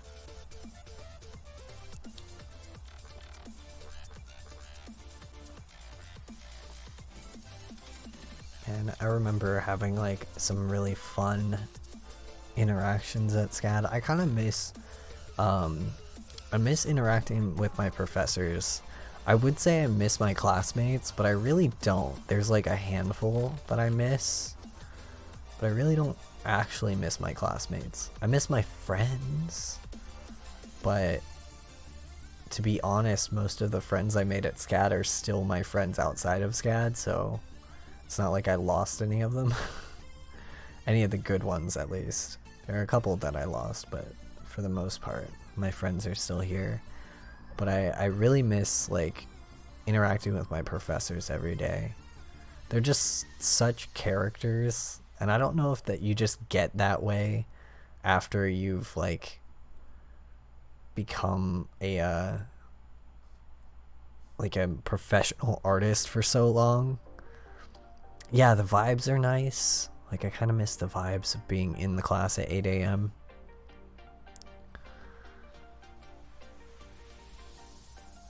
Oh man, a good mentor? I never had a good mentor. I wish I did. I had one mentor who was not that great, all things considered. I loved her. Super great person. Like, I loved her as a person, and I would 100% no, like, hands down, like, I would hang out with her outside of SCAD if she ever asked. Like, she was baller as hell and her art was amazing, but she was not a very good mentor because her solution to me being like, I can't afford food and I can't do my homework because I can't eat, her solution to that was work harder. And I was like, that's not the issue. And that was the quarter that I had to quit SCAD and go get an actual job. So, like, fair to her, she was dealing with stuff that, like, as a mentor, she probably shouldn't have been assigned to do. But, like, just the mentality of, like, she told me at one point, I was like, yeah, I can't afford food. And she was like, okay, well, if you can't afford anything and you can't eat at the dining hall services or anything like that, and you're like worried about that, like, can your parents help you? And I like didn't have the heart to tell her that like my parents couldn't help me. And then like after that, she kind of behaved as if the problem was already fixed, you know? And it's like, that didn't, your advice didn't help the problem. And like that just comes from, I guess, a place of privilege, I guess, of like not understanding that like monetary problems are not solved that easily. And like I don't blame her for that, but like after that moment I could not relate whatsoever to anything she tried to help me with, because I was like, you just fundamentally don't understand who I am as a person. Like but she was great. She did give me a lot of advice, and it did help me when I did eventually come back to SCAD. So she was a good mentor. I just couldn't be mentored at the time. But yeah, professors as mentors, yeah, 100%. Definitely. I definitely still follow John Lowe on social media, and I love seeing his kids. And like he's just like, I don't know, I'm really self-conscious about like reaching out to them or anything, because I feel like my professors did not like me, even though I know that like they probably did. They probably liked me just fine. It just like I was a self-conscious little bean, and I like always felt like I wasn't doing good enough at art, and like I wasn't working hard enough, and I wasn't pushing myself enough. So I just always felt like I wasn't talented enough to be at SCAD, you know? And like John Lowe, like I wouldn't say he was a bad professor, but he can be kind of aloof sometimes, and like that didn't help. So I always wanted to, he was like the dad that you want to impress, you know? And I never felt like I got it. So I always feel weird now, like being an adult, like reaching out and being like, hey, like how you doing? I enjoyed your class a lot. Like I promise I didn't hate you. I also feel like I, like as a person, gave off a vibe a lot of like, because when you can't afford food and life sucks, like you tend to give off a vibe of like, I hate everyone and everything. And like I worry that I like gave off that vibe too strongly. Like I was very angsty at SCAD, and I've grown out of some of it. I'm still like a rather angsty person, but like I was extremely angsty at SCAD, and I was working several jobs to try to remain afloat and be able to eat, and like be able to function. And like I worry that angstiness came off as me being like rude or aggressive, you know? So I worry that if I were to ever reach out to any of my professors, they'd be like, oh yeah, like you were the rude goth kid. Like I don't know. I also felt like weirdly felt really judged for my style a lot. Like just going into like some of the things that I always thought at SCAD, like I was told a lot in my classes that I would have to choose between my style of dress and my art. Like you could only be good at one, and like one, that's not at all true at all.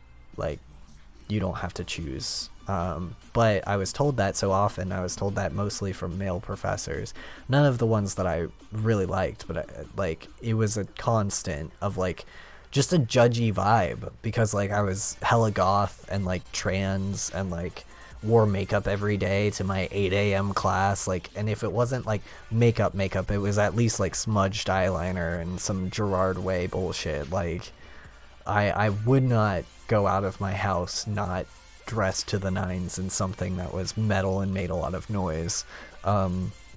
So like I feel like because that was my introduction a lot of the time at like my SCAD classes, that was often like the introduction that I got. Like I didn't get taken seriously because all they saw was like all the stuff that I was wearing and like the makeup and the craziness. And like as an adult, I look back on that and I'm like, you know, that kind of sucks. But like, would I change it? No.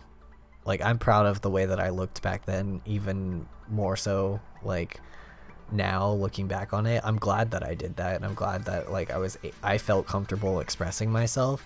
But I just know that like I definitely had professors who saw the way that I looked and would immediately write me off because of it. So And they would also like, I had some professors that were harder on me because of the way that I looked. At least to me, it felt that. It felt like that. It felt like they definitely had like some internal biases about like types of people, and like would definitely like push someone harder if they felt like you were slacking off because of how you looked. So it was like I have some weird like awkward anxiety vibes around like missing my professors and wanting to like reach out and be like, hey, like I really enjoyed your class and like everything, but then also knowing how I looked then and currently how I look now, and knowing that like, you know, my like aging professor who works a 9 to 5 and has like 3 kids probably doesn't really want like a message from this sort of person, you know what I mean? Like it doesn't vibe correctly if someone with a neck tattoo is messaging you. like I know that most people don't care, and I know that the art world is a very open place, but I never want to come off as that person. Like ever since like becoming an adult, like the immediate thing on my mind from the way that I look and the way that I present has always been like, I don't want to make other people uncomfortable. I did this to look more like me, you know? Yeah. I don't know what it is. It's definitely like a vibe. There are professors that are definitely like judgy about the way that you dress. They're like, if you don't look professional immediately, like screw you. And it's very weird because like it's not that I can never dress professional. I do often. I used to have a hotel job. I used to like have to dress in a 3-piece suit every day. Like I know how to dress. I just prefer to look a certain way. But it was always like really weird, and I just have such mixed feelings. Like I want to go and be like, talk to the professors that I had. Like they always recommend that you reach out to your professors when you want like any sort of recommendation, which like I don't need right now, but like, you know, it'd be nice to keep those communication channels open if I ever did need any sort of job rec. But like I just feel weird contacting people and being like, hey, remember me? Because like chances are they do remember me, and chances are what they remember isn't great, you know, because they probably remember me as like the quiet goth kid that sat in the back of the class and was rude all the time. Or like if you're Professor Mayer from the illustration department, like oh my god, she has some interesting shit that she remembers about me. Because that class, I was so angry in that class. I would come in every day dressed like I was going to war. Like I had punk clothes that I would wear, and I would like tie bandanas on random places on my body. I would spray paint my clothing. I had like patches out the nines. Everything I wore jangled in some way. Like, oof.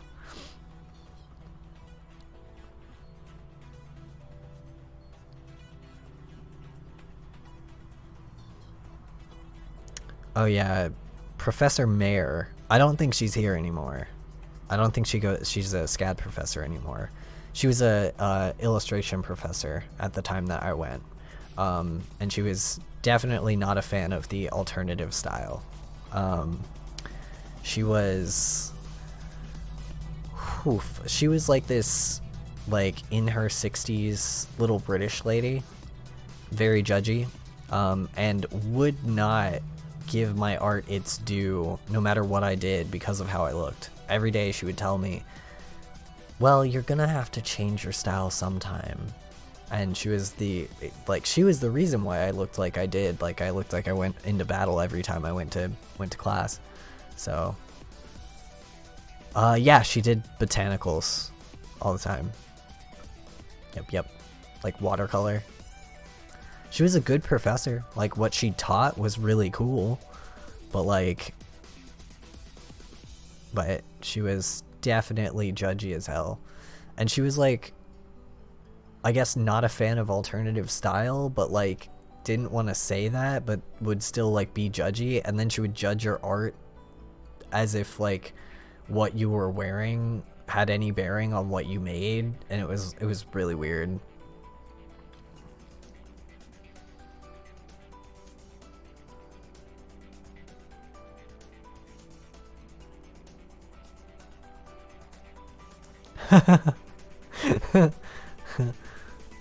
Oh my god.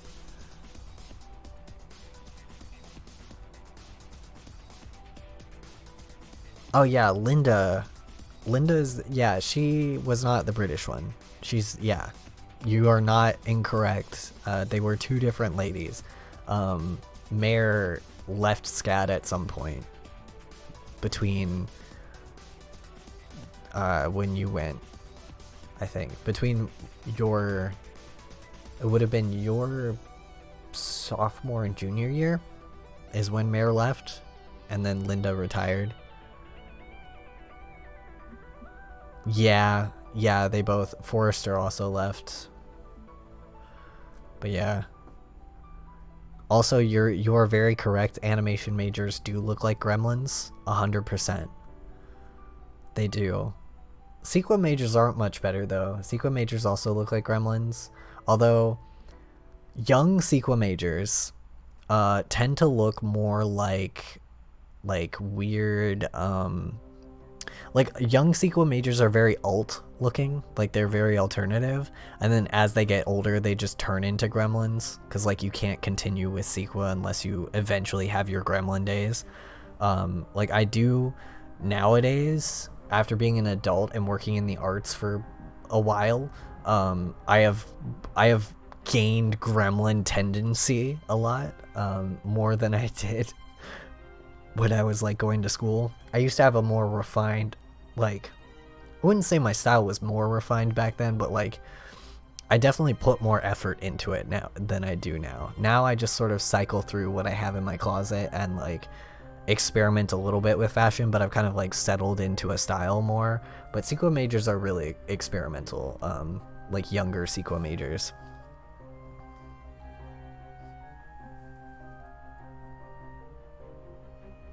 Yeah, a lot of us stop having the time to be alt, although we do continue to be alt, just in different ways. Like I found out a lot of my Sequa friends who like graduated and now work in their respective fields, they're still alt, but they're alt in the way that they like color their hair instead of doing other things. They're like, I don't have time to care about my fashion, but I can at least have blue hair, you know, that sort of thing. And I refuse to color my hair, so like my way of being alt is usually makeup. Like I'll still wear edgy clothing, but like I don't have time to care about color matching. I already care about palettes so much when I'm doing illustrations. Oh, you're right, it is Discount Breath of the Wild Castle vibes.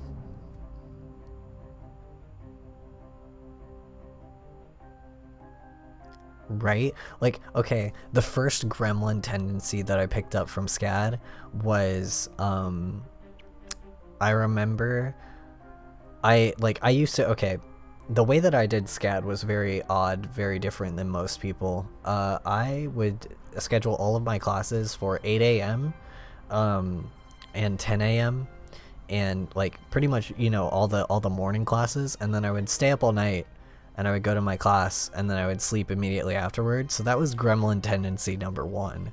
And then gremlin tendency number 2 was, I gotta say, like, scamming people out of their money so I could, like, get stuff from the vending machine is probably where I, like, that would have been sophomore year. That was probably like first gremlin tendency that I really did, and I would be the gremlin that instead of being like gross gremlin, I was like the gremlin that always had food. So I would like I was like a weird goblin where I would like I would disappear for a certain amount of time out of the classroom. Like I'd be like, you know, like we'd have our 10-minute break or whatever, and I'd go and I'd come back and I'd just have an armful of food.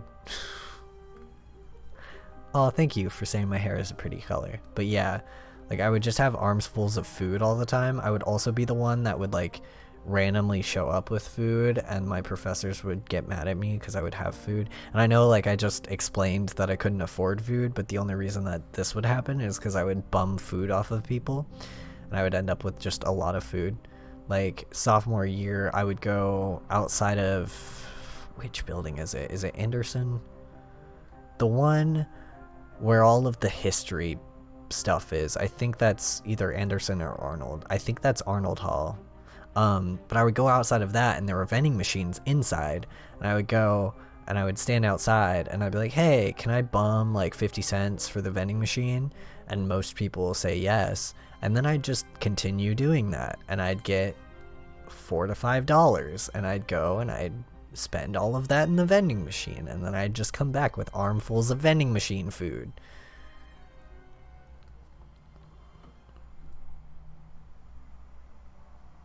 Yeah.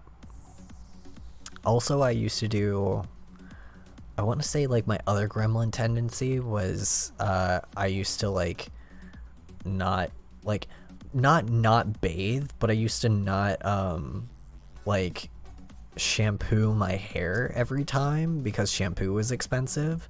So I would, like, essentially do, like, a co-wash, and I still kind of, like, to this day live up to that, because shampoo I don't think is that great for your hair. But that was, like, the choice that I made at the time, was just like, oh, shampoo is pricey. Shampoo, like, $20 for long hair. We're can't afford that. So I would just, like, kind of co-wash my hair and then go to class that way. And then my next gremlin tendency, oh my god, the best one was, I remember, I would not sacrifice my fashion for anything.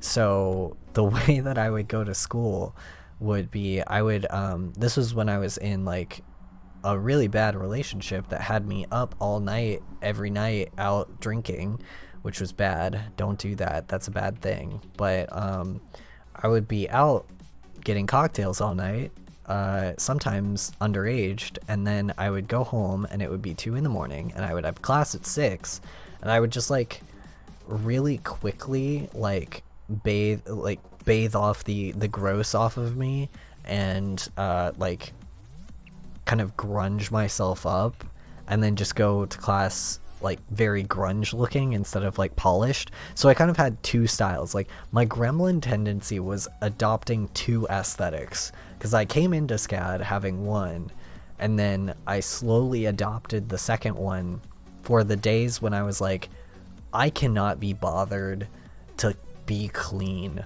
Being clean is a luxury I don't have. So I would, like, because, like, my first aesthetic is very, I mean, I guess you would kind of call it vampiric. It's kind of like the way that one of my friends describes it is the best, and it's a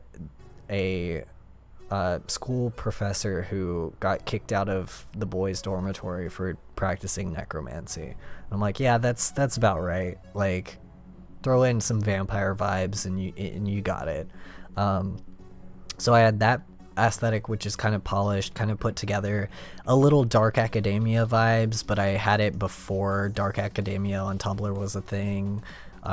So it's got, like, some, it's visual K inspired kind of, and then I just, like, went from that to, like, post-apocalyptic grunge very quickly.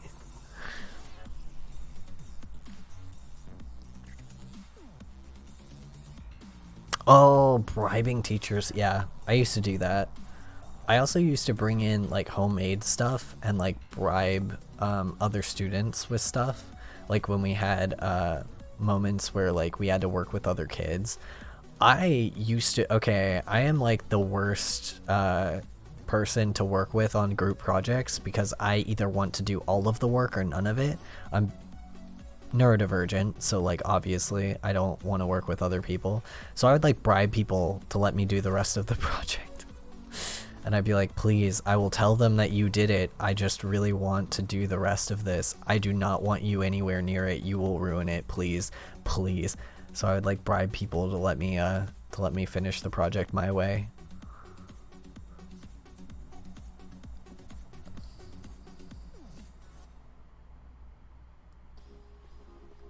Oh, good.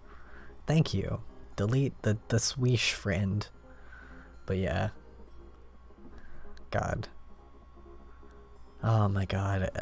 Wild times. Also, like, I heavily remember at SCAD, ramen being currency. And I don't know if it still is. I don't know to what level my experience at SCAD is off now, because like obviously I'm older, so I don't like, I went to SCAD earlier than a lot of people nowadays, but like, yeah, like when I went to SCAD, ramen and like any sort of Korean like soup packets were currency. They were money. Like you could get real legit money for them. I don't know if it's like that nowadays, because I know people now, the SCAD nowadays is a different story, but it was definitely a thing you could do. Like you could farm that shit. You could like go to the dollar store and get a whole pack of them and then just sell them off. Sell them for like 3 times what they're worth.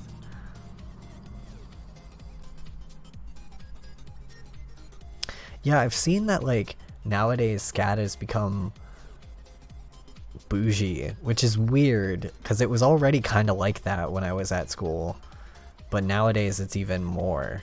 It's like definitely a place where like, I don't know, I'm glad I went when I did, because I feel like they wouldn't have accepted me because my parents don't make multi-figures and like I don't live in a mansion. Like it's a wild place, because like I put myself through SCAD when I went. Like I paid, like currently I'm still going to be paying on all my loans and all that stuff. So like there were kids, definitely there were kids in my classes that were wealthier than me, like definitely, but there was also a lot of like kids like me who are kind of like on the cusp, right? But then like I was in poverty when I was going to SCAD, so it was weird to be in like abject poverty but then be walking around this campus that's like bougie as hell. Scam the rich out of their money. I mean, that's right, except like the people running SCAD are also the rich. TM. God, if I ever see Paula Wallace in person. Hate her. Though I do like making memes of her. She's fun to meme. Fun to hate. But yeah. SCAD definitely has changed. There's also just a lot more people here who, I don't want to say aren't professional, but like it seems like they're not. Like I've noticed that the sort of living situation, because I live in Savannah, like I live downtown. The living situation has changed quite a bit recently. The apartments are more expensive, and the people who like live in these apartments are loud party kid types now, when it used to be like a bunch of animation majors who are just like, please just let me quiet at 2 a.m. I'm doing my project, you know, which is where I'm usually at. I'm usually just like, I would very much like silence, please. But like now, I mean, there's been multiple apartments I've lived at where the people living above me like are out almost every night until 3 in the morning partying, and then they come home and they're loud. And I'm like, what are you doing at 3 in the morning on a Tuesday night? Like, who has the time or money for that? Please stop. Like, it doesn't make any sense to me.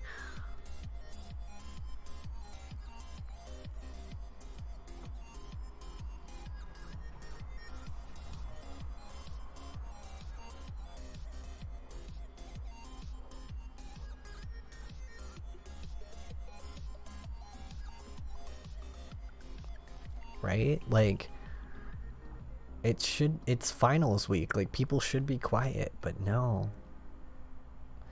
At least, like, where I live now, some of the people are pretty okay. There's still some annoying people that live in this building, but, like, at least the people, like, directly next to me and directly above me are not terrible anymore. But, like, it's definitely changed, because when I lived downtown a couple of years ago, it wasn't like this. Like, you could get an apartment and most people would just be like, yeah, so like 11 p.m. is quiet hours, right? Like,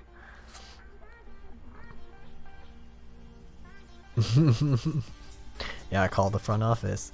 I would if I could. I live in a complex that doesn't have a front office. I wish it did. Wish it did. I have a landlord that does not give two shits. So, which, I mean, in some ways is a good thing, because I am also, like, I talk shit, but, like, I'm also the housemate that spray paint shit at 2 in the morning out in the lawn, so, I mean, if the landlord ever found out about that, they might not be too happy.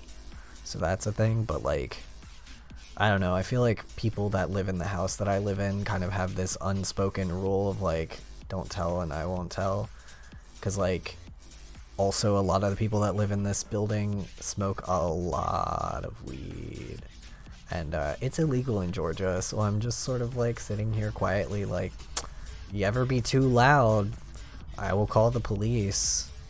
You will be arrested. You are not allowed to have that. It is legitimately illegal. Like, but I'm usually not that petty. I'll be that petty if I ever get a moment where I actually need sleep and they're disrupting it, but for the most part, I stay up late anyway. I mean, obviously I stream, and I'm working on illustrations late at night, so it usually doesn't keep me up. It's just sort of, like, annoying. Plus, I get them back.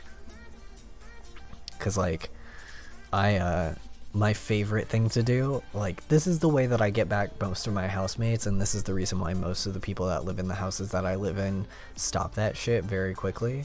I am I wouldn't say a morning person, but I am a, like, get up in the morning person, so my sleeping schedule, because I have narcolepsy and I have biphasic sleep, like, I am awake at 6 in the morning, and I get up at 6, go on a run, come back, sleep until 10, get up, do some work, finish work, come back, sleep until, 2, get up, do something else. Like, so a lot of the time, if I'm having, like, one of my longer naps, I need, I don't need silence, because usually that's during the day. I usually sleep from, like, 10 a.m. to, like, 2 to 4 p.m.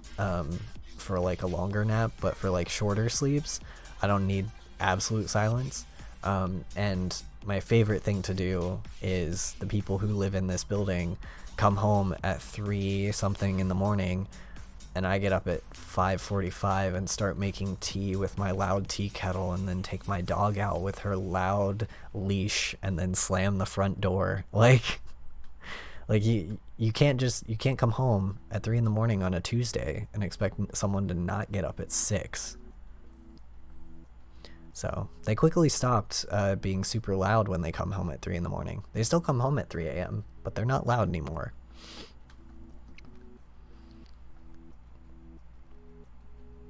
Oh yeah, Savannah is a big weed scene. Very much so. Almost everyone smokes, and if they don't smoke, they do edibles. 100%. Like, I don't know why that is, it just is. And I say that as somebody who, like, I'm not totally against the smokage of the weed. I don't, because most varieties give me anxiety. But I've done edibles a couple of times. It's not too bad. As long as I get a good strain, I'm not against it. It's just expensive. Like, I'd rather just drink.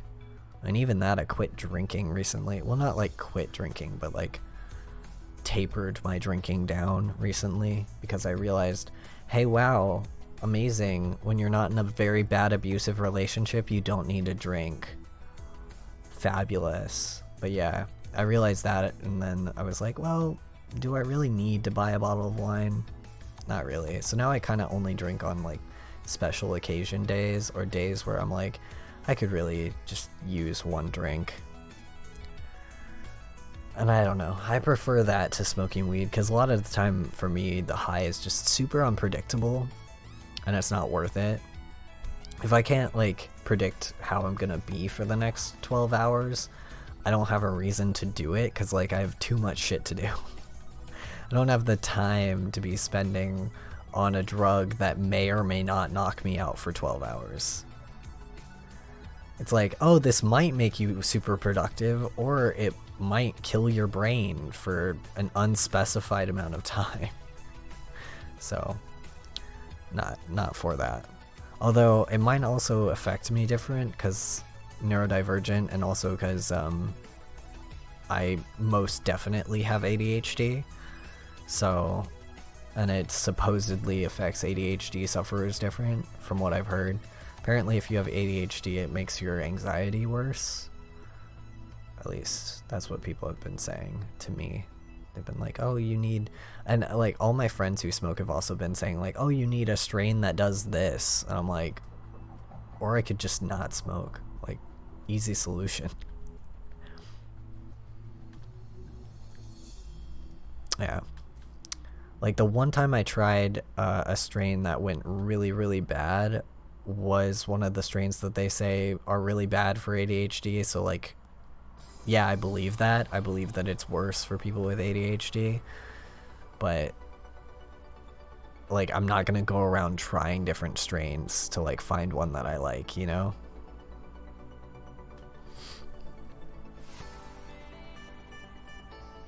And I highly recommend not finding out, actually. Like, I cannot recommend enough. Do not fuck around and find out with weed. Don't do it.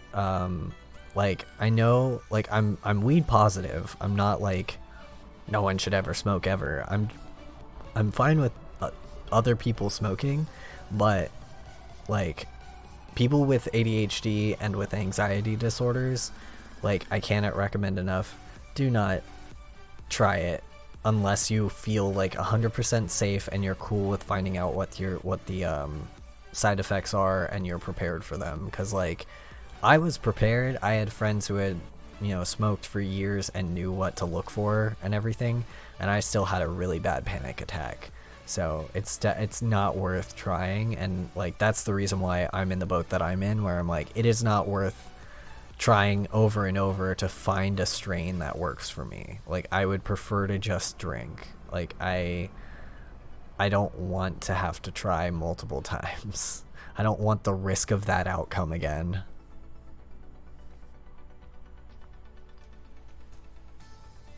Yeah, big mood. I just do not care to fuck around and find out. That's the mood. It's definitely how I feel about it.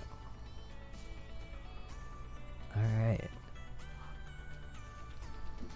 I really like how this is going so far. It's very cute. Very different than what I thought it was gonna look like, but I'm down for it. I like the multi-hands. I really wasn't sure how I was gonna get the like stick bug thing into it, but I kind of like that. I think I'm gonna, okay, this might be a little weird, but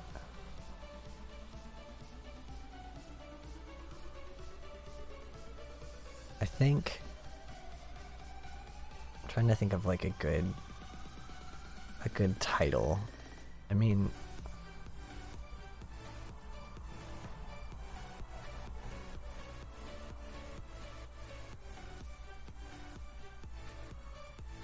because I want light up text on here.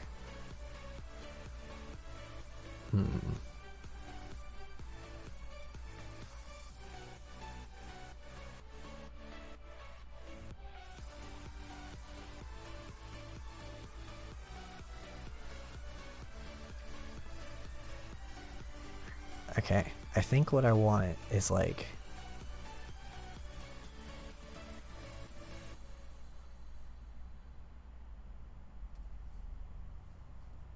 I think I want this. I think, hold on. I'm just gonna type it in a good font.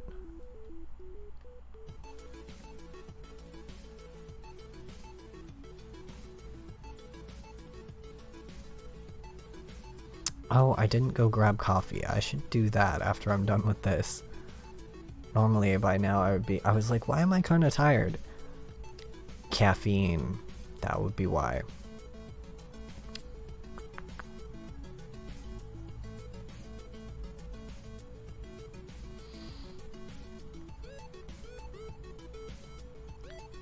Where's my good future font?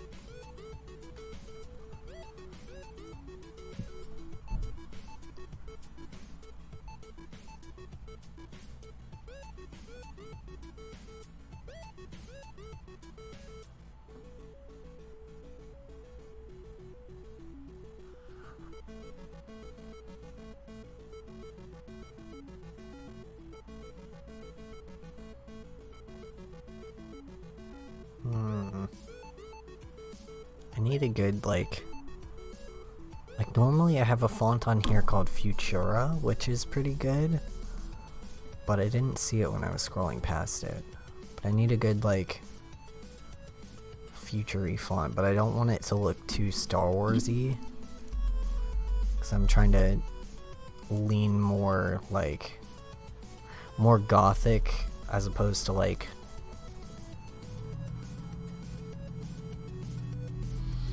I want, like, a little more of, like, an edgy vibe, rather than, like, a clean kind of vibe. I don't know. You know, I might, instead of typing, I might just go, this is gonna be a fun time. You're not gonna be able to see what I'm doing for a minute, but I'm just gonna go to a font website and find a font.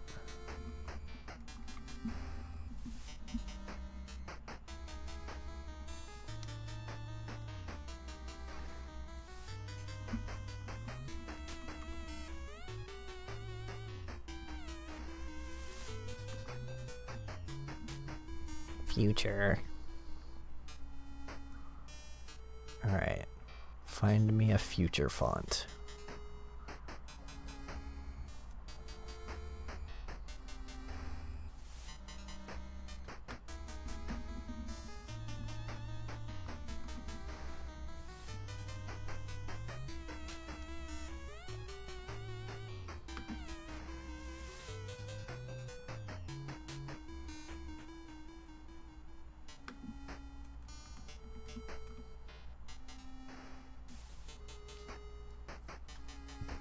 Alright.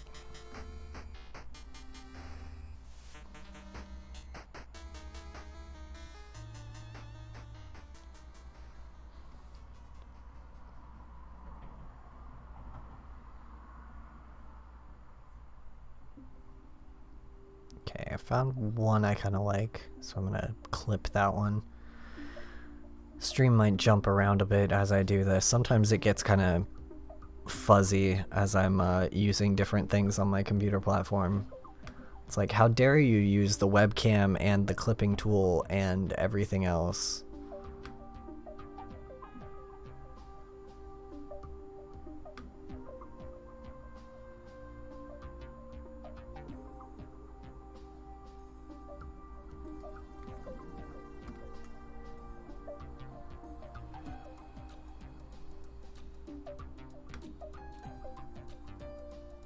Okay, just making sure that there's not another one that I like here.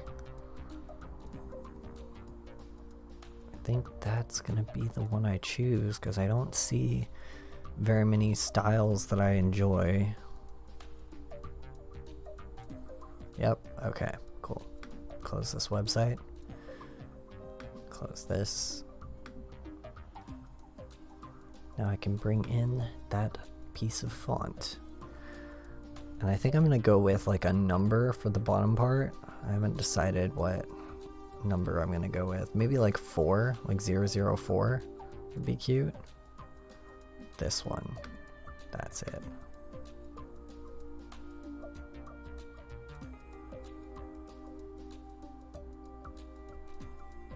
Did it bring it in?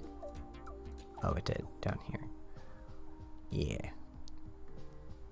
And then I'm gonna rasterize that layer and make it brightness to opacity. There we go. So then we've got the label for right there. I like that.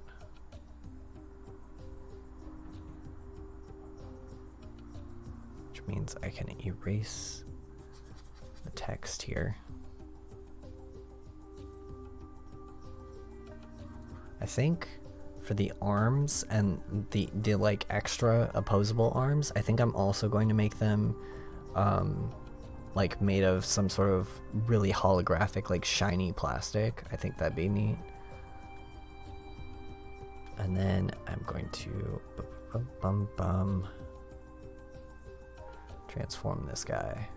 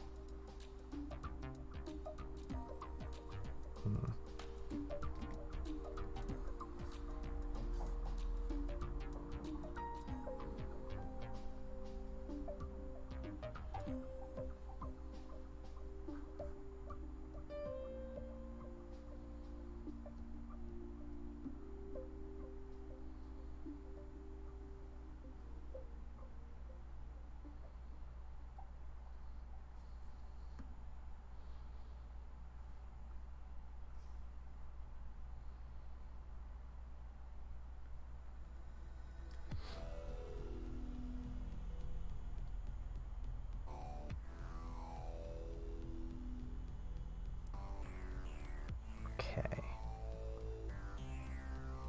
That's looking much better. Alright.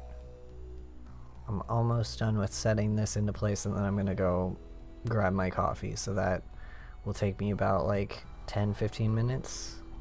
I'll put up the BRB screen for that. So I'll be off the stream for just a little bit, but I'll be back in like 10 or 15. I just really need caffeinated beverage or I will die. Okay, there's that warped into place. I'm gonna make it just a tad smaller to fit into where it needs to be. Kind of tilt it just a little bit more. I'm gonna draw over that, I think, but it's good enough. Okay. So I'm gonna hit up the BRB screen here. I will be back in like 10 or 15 minutes. I know the stream likes to jump around when I am doing things involving running my internet while I'm running the stream, so I'm gonna give the stream a bit to mellow out, to manage itself. I will be right back. I'm gonna go get coffee. So BRB, see you in a few.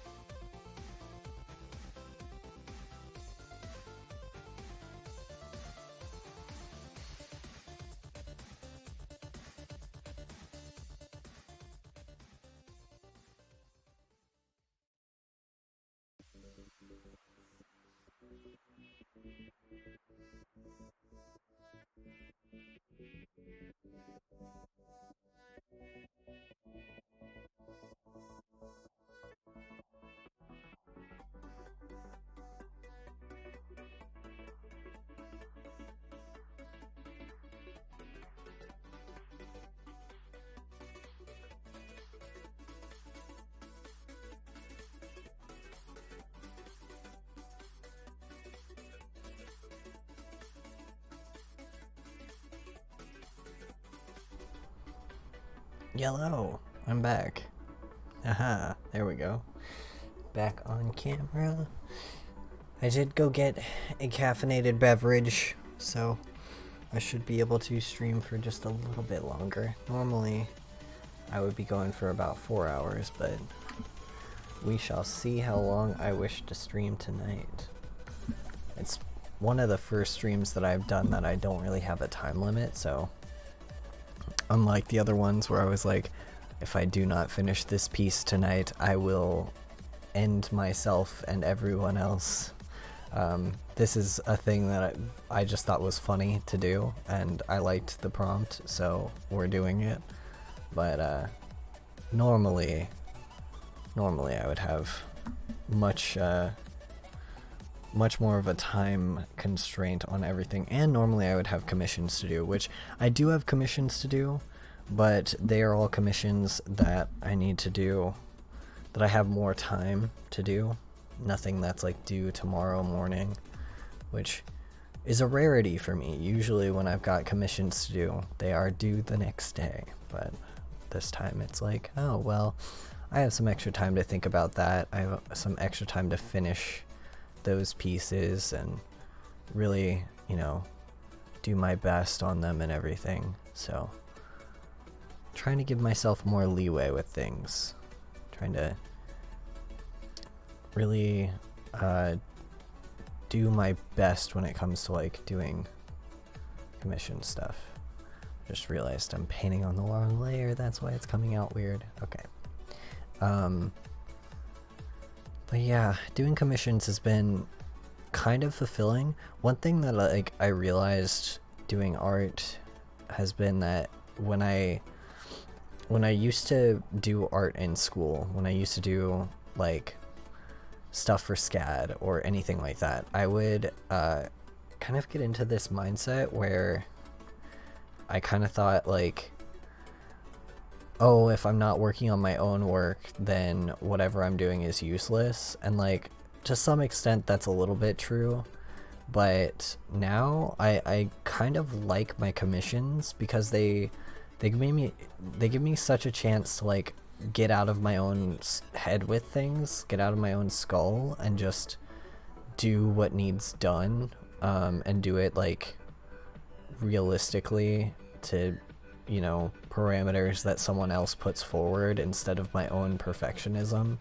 And it's quite nice. It's actually really helped me grow as an artist to not be sitting in my own head 24/7 going like, oh, if I'm not making exactly the thing I want to make currently right now, then I'm, you know, wasting my life away making someone else's dreams come true. And it's like, that, like, in some ways that's true, and I could be spending my time working on my own piece, but like at the same time, a lot of the time when I'm working on commissions, it's because I can't work on my own stuff. It's because I'm in a place where I'm like mentally exhausted from my own work, and I just need to make something mindless. Not that I don't spend, you know, good amounts of time and actually put effort into my commissions, but I just need a break. I feel like everyone needs a break, and art isn't really an exception. And it's the quickest way you get writer's or artist block, I guess, is by not taking those breaks when you need them. So commissions have been acting sort of like breaks for me recently, and it's been kind of nice to, like, you know, turn my brain off for a minute and do some work that doesn't really require a lot of like conceptual thought. Like a lot of the commissions that I get are great, but they're they don't require the brain function that some of the other stuff that I draw requires. They just require like, I mean, I do mostly like D&D commissions.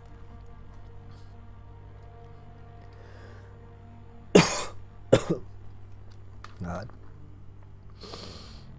Yep. Oh my god, definitely allergies. I did go take an allergy pill, so hopefully that kicks in soon.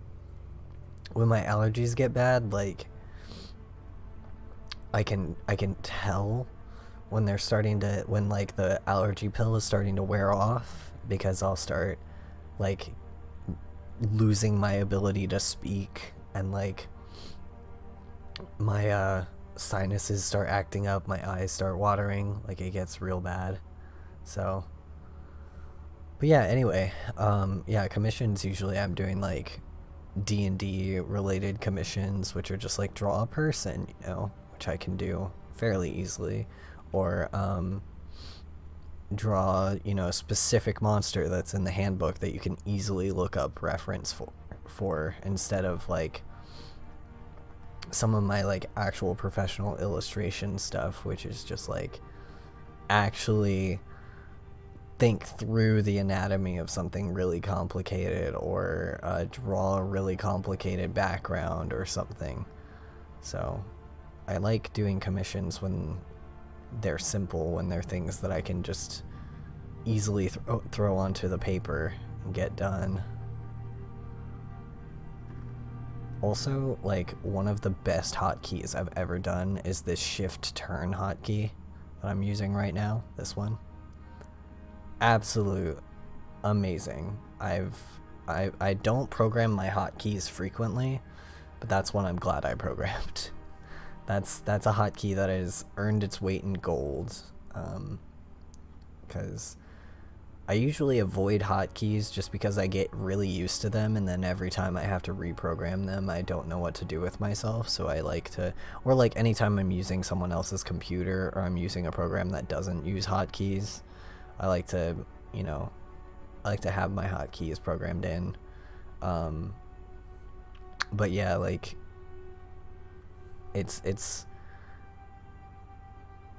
a weird vibe to be in this place now with art where I'm like happy to do commissions, because at SCAD there was such a mentality of like, if you're not working on your life's work, your magnum opus right now, you're wasting your time. Because like, if you weren't working on your finals, you were wasting your time. And it's nice to like just be able to vibe and like make art, and it doesn't have to be this perfect, amazing, like well done piece of work that I've done and like that's gonna impress everybody. It's just sort of like, I put a form on Facebook, people answered it, this is what I want to draw right now. Like, and I like that vibe. I like that vibe so much better than I like the, like, if I'm not making my final thing that's gonna define my art world, then I'm useless. It's so much better to be in this headspace. And I've noticed that my work has gotten so much better in this headspace too. Like, my ability to actually sit down and focus and do work has gone up exponentially, as opposed to like before, when I was just like in this bad headspace, like berating myself every time I wanted to participate in a drawing, like what are those things called, challenge. Like this year I really want to do something for Mermaid, and I've drawn one illustration for it, but I really want to do something a little bit more. And I've been considering, since this is the first year that I'll have actually some time to do it, because usually in May I don't really have a lot of time because SCAD, but this will be the first year that I actually get to do something mermaid related, and I'm thinking that I might do like mermaid versions of like inspired by some video games I really enjoy, because I keep seeing people turn like logos into mermaids and like other stuff that's really cool, and it's mostly design people that do it for Mermaid, which is really neat because like I'm not as a designer, so I love seeing what other people, you know, go out and do with their own art style for mermaid. But like I really want to go in and like really go heavy into like the video game design like stuff that I enjoy. It's not what I work in, but it's really cool because I feel like doing comic like characters wouldn't be fun. As much as I love my comic books, I don't feel like turning comic book characters into mermaids is a fun idea, because like comics are already fantasy, so it's not a far enough of a jump for me. But I feel like doing something like Dark Souls inspired mermaids is really cool, because trying to conceptualize what mermaids would look like in that universe is a really neat concept to me. So I just feel like it'd be fun. So I might do something like that. If I do, it'll probably go up on Twitter and I'll like post about it.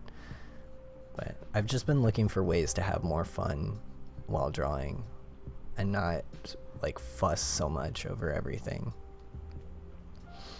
Okay, where are we at on this? Still need to do this side, and then I gotta add in all the detail of the arms and all the like hanging straps and buckles and stuff. But we're getting close, and then the like mesh, everything that's mesh in our little stick bug friend. Actually, I'm gonna draw the stick bug now, just because I'm thinking about it, and I'll forget to do it if I don't do it now.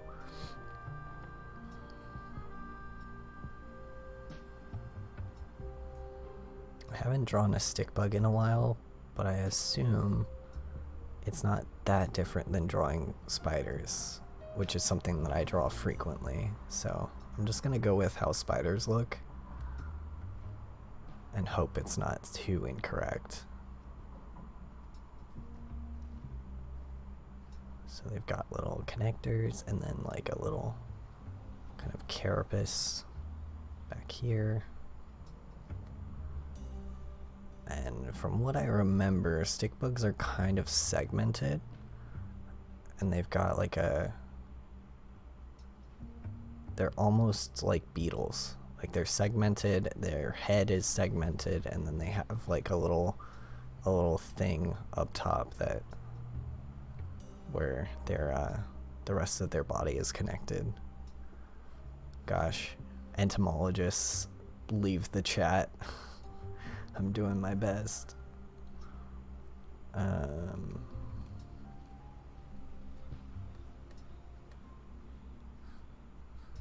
Also, like an interesting thing that I remember about stick bugs is the size of their legs changes. Like the hind legs, I think, are shorter than the rest of their legs, and like they vertically ramp up in leg size, at least from what I remember.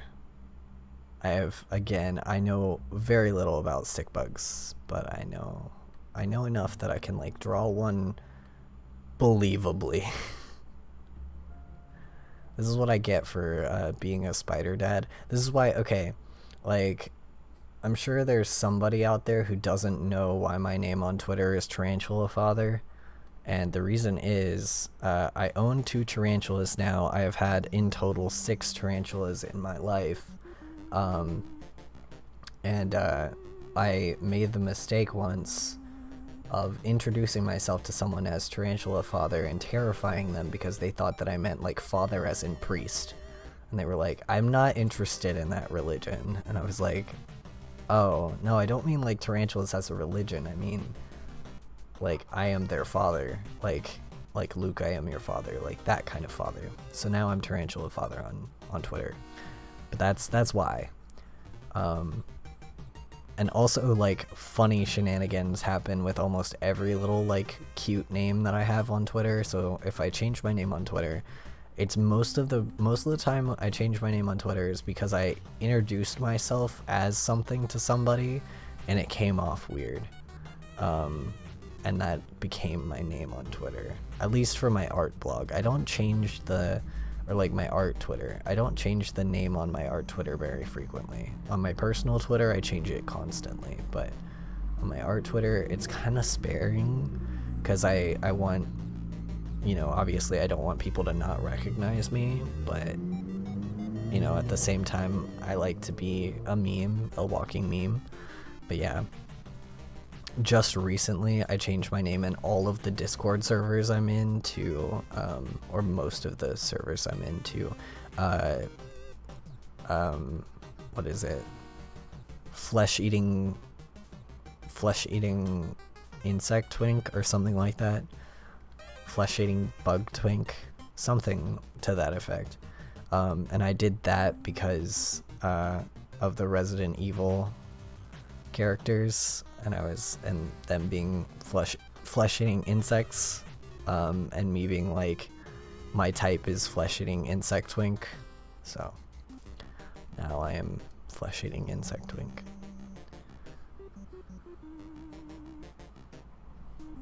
Which, speaking of which, I did go to Joanne's today and picked up some stuff to do the cosplay of those guys. So I'm excited. I have to look through my wardrobe and find some stuff that I own that could work for them, because I kid you not, I could closet cosplay quite a bit of the Resident Evil characters right now. Like the villain characters, obviously, because I own enough things that I could like cobble together most of their outfits. Like even Mother Miranda, I would struggle a bit with Mother Miranda, but I feel like I would still be able to do it. I know that like the one that I can really easily do is the daughters, because I already have weird cloaks and a bunch of metal shit. I'm kind of a magpie for like metal objects, because I like to make jewelry out of them. So I just have like a bunch of, you know, clasps and like weird, you know, little things that I can make necklaces and earrings and stuff out of. In that same respect, I could probably really easily cosplay Heisenberg, but I don't feel like I could personally look like Heisenberg, so it's kind of a moot point. But I could really easily do the daughters, and then I'm pretty sure if I don't own it, somewhere in my backlog of costume stuff from when I was pre-transition, if I don't own the dress for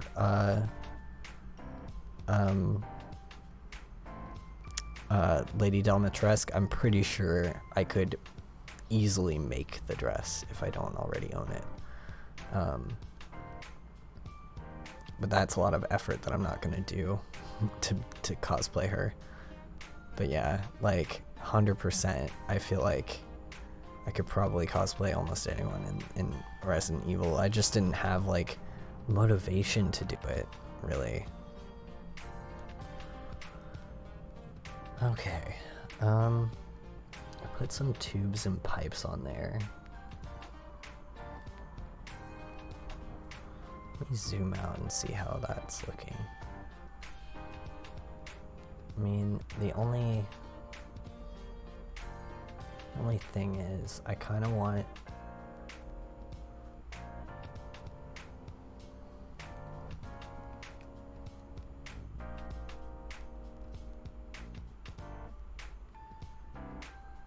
thinking like more cords, more tubes, more stuff.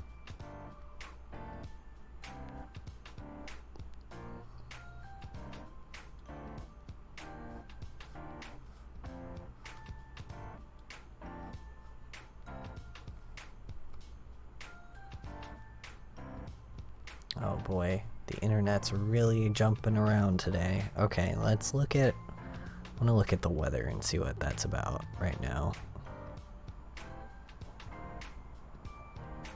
70, pretty clear. Alright, it must just be the internet screwing up.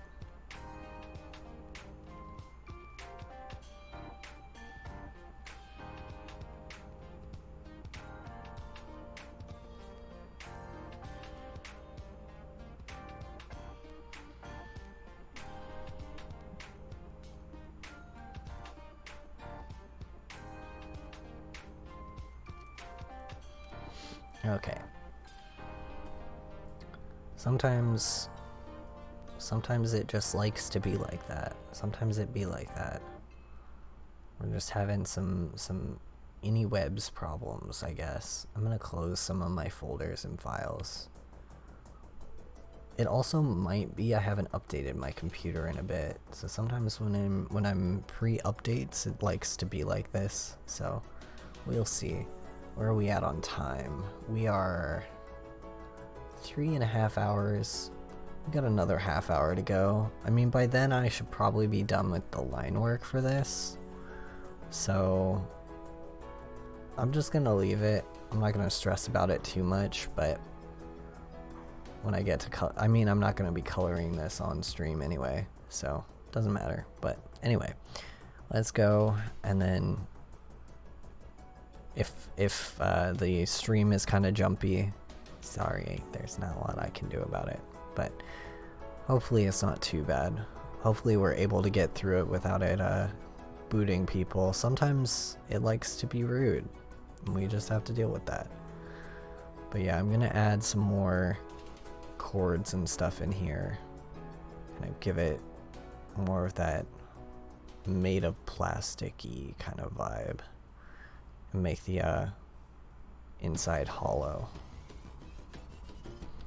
Because if something is made, I mean, if it's made of plastic, it's not that big of a deal, but even then, like, one thing that people don't think about, I guess, when they're thinking about robotics and like robotic arms and things like that, is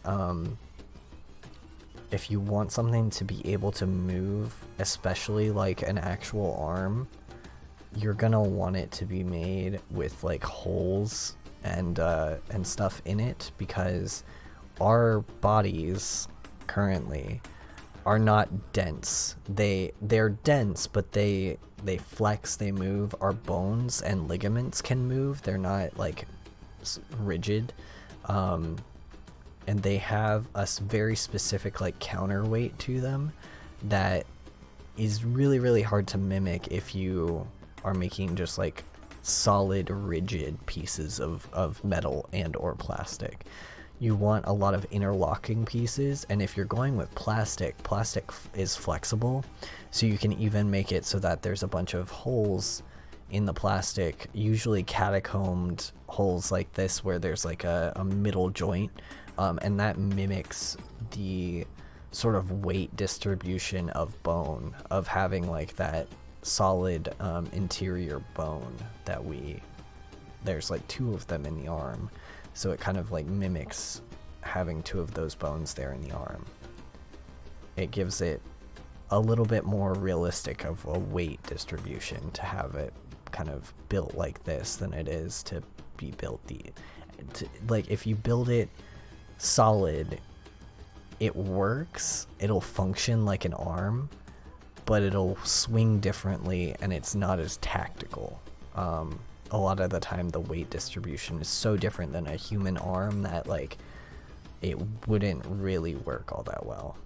So it depends on what you're using them for. Usually for me, like when I'm designing characters with robotic kind of arms, I go for the either hollow, or if I'm going for like the solid arm, I make it so that it's an arm that they would barely use.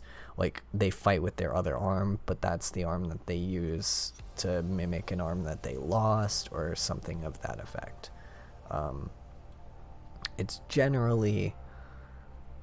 That's generally how you go with like prosthetics, is your dominant arm becomes the one that doesn't have the prosthetic, unless you are dominant with the prosthetic arm to begin with. And if that's the case, you either unlearn that or you get a more detailed prosthetic that can handle that. At least if you're going like combat methods. I'm not like talking the actual prosthetics of like real people in real life, because like I don't know much about that. I don't know very many people who have prosthetics. I know like maybe 2 people.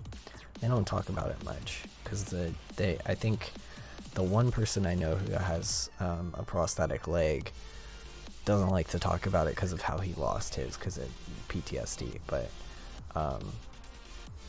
yeah, like, if I knew more about, like, actual prosthetics, that'd be cool. I might actually read up on that, because it seems really interesting to me.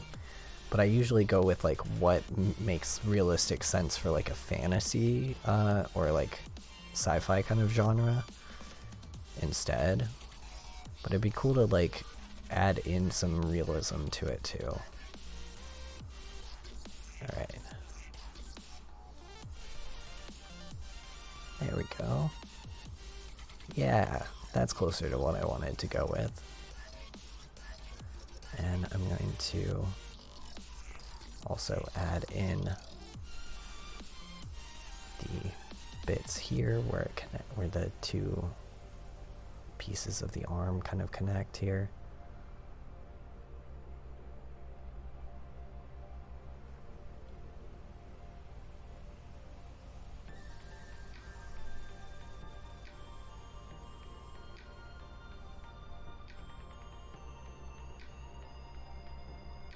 There we go.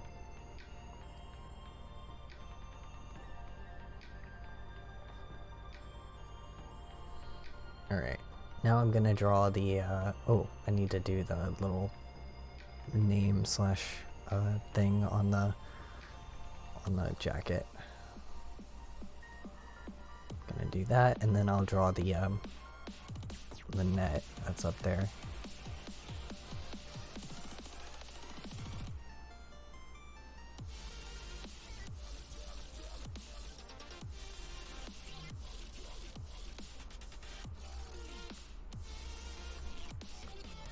Alright.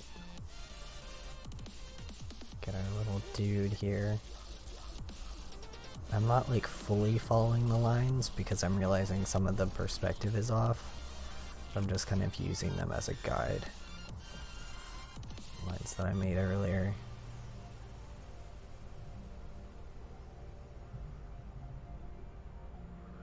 Gosh, I can't wait to color this. It's gonna be so much fun because I normally don't use a lot of neons.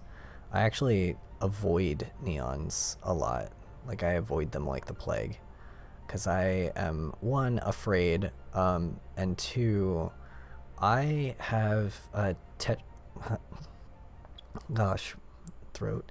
I have tetrachromania, which is a really kind of rare eye condition, where you see more colors than what people see, but you don't, it's not like I see more color. It's more like color for me is so much more intense, and I don't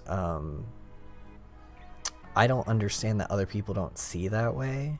So a lot of the time I like make things really intense when I'm doing color for stuff without meaning to, and it doesn't work out. So I'm always like, I am super duper afraid of neons because I'm always afraid that I'm gonna make them so bright that it's like blinding, and it's not fun to look at, you know.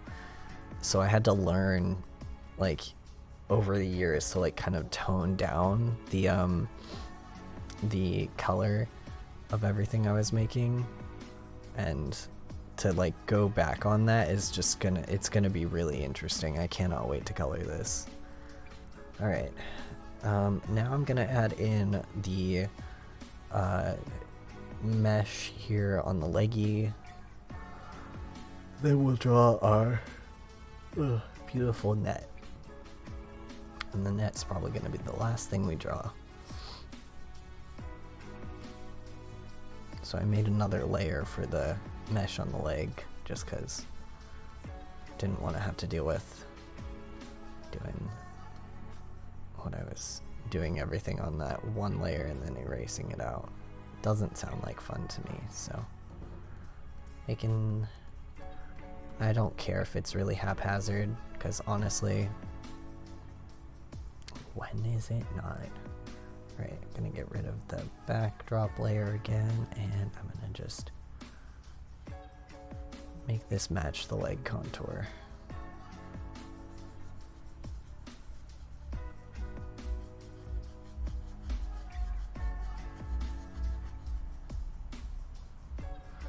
Gosh, okay, whoever said stick bug when suggesting this, I hope they're happy. I hope they like this.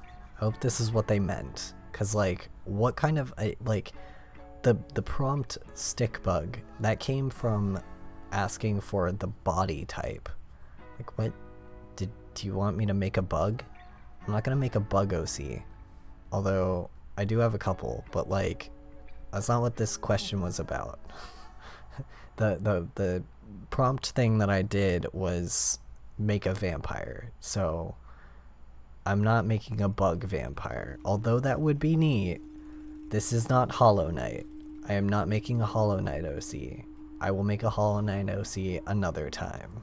But yeah, I felt really weird by that prompt. Just like, stick bug body? Stick bug body. Body that is a stick bug.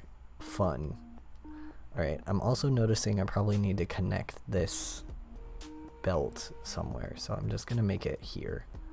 This is where this belt is. It's like laying over top of the arm right there. Just gonna erase that out.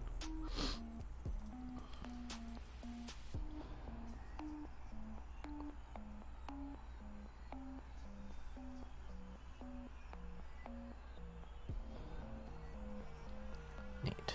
Alright, so we have that belt.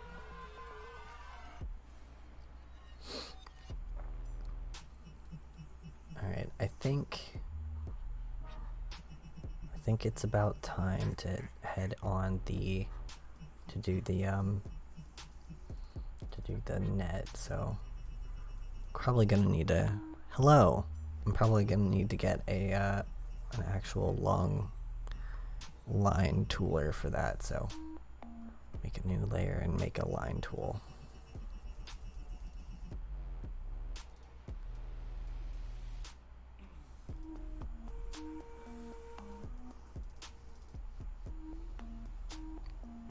We are coming up on nearing the end of days. No, the end of the stream.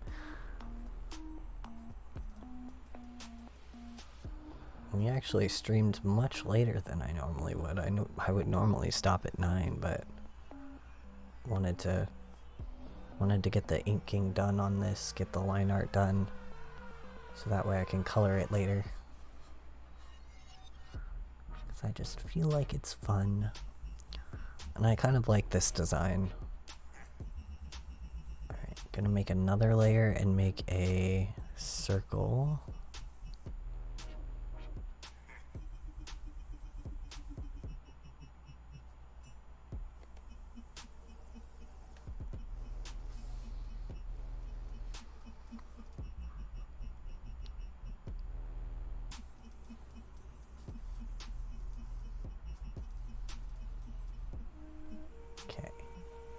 Circle. Ah, gosh. Itchy.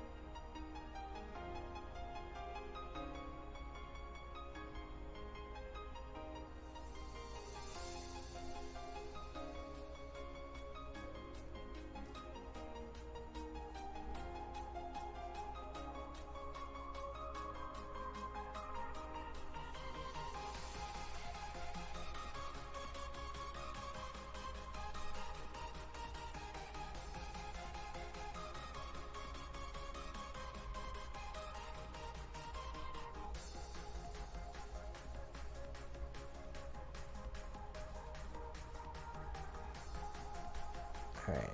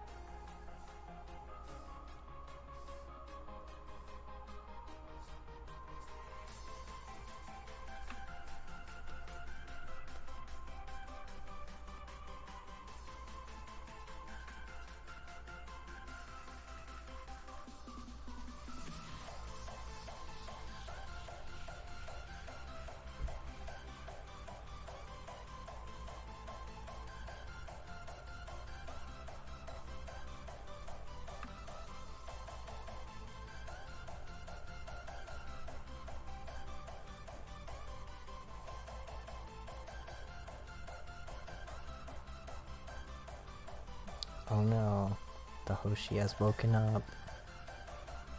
I just heard her. She just like rolled over on the bed. She's mad at me. Oh no. She is now look at me. I can see her out of the corner of my eye.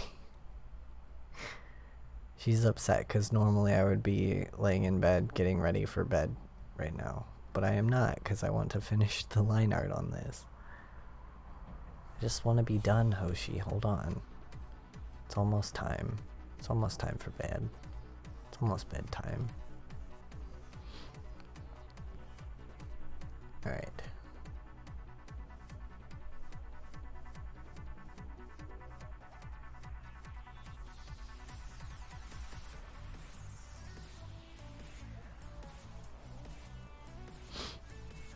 Hoshi. Yes, correct. Hoshi.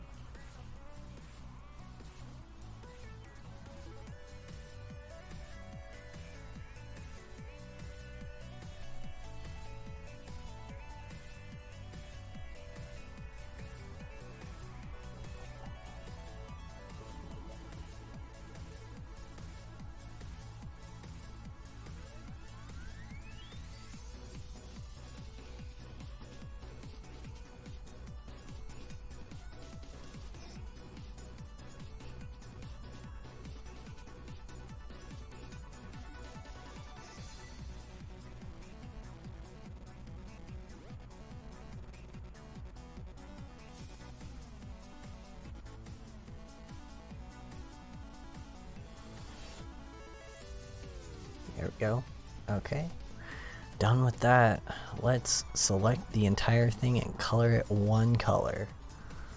And then I can be done for the night. And I can go sit down with the Hoshi.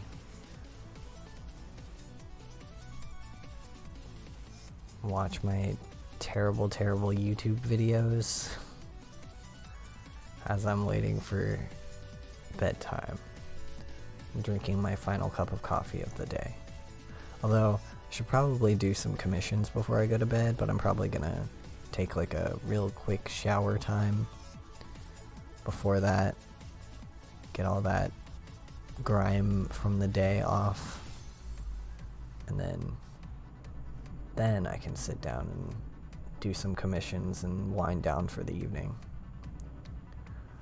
Which, winding down for the evening is always an interesting time, because I don't do well at that. I'm bad at that. So, winding down for the evening is usually drinking a cup of coffee and doing more commissions until I physically cannot do anymore.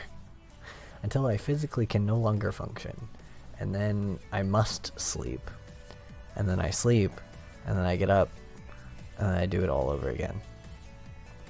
Alright, what color should we color this? Let's go with like a nice dandelion color for now.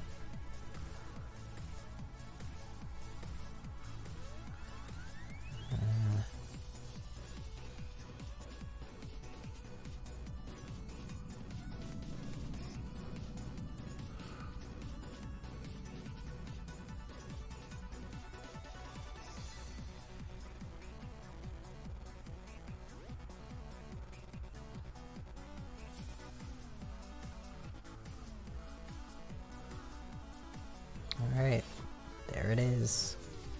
There's our weird vampire, weird stick bug vampire that exists now. I don't know why it exists. I was asked to draw it, so it's here now. It's here. It exists now. This is what people asked for. This is what people asked for. They asked for this. They required it. So I did it. I made it. It happened. I made a stick bug vampire. Alright, I need to refine this this color for now, and then I can actually go in and color this soon. But I think that's probably okay. Oh, I need to do some touch up down here too. In this finger, because I didn't close my lines like an idiot. This always happens to me. This is what I get for being who I am and never closing my lines when I draw.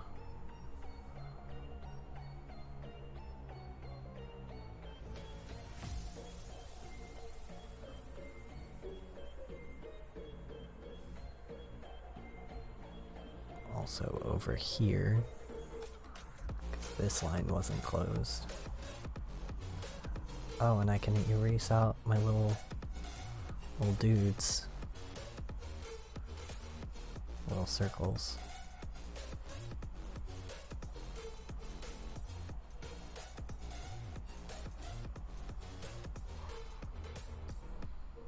I'll probably color this tonight.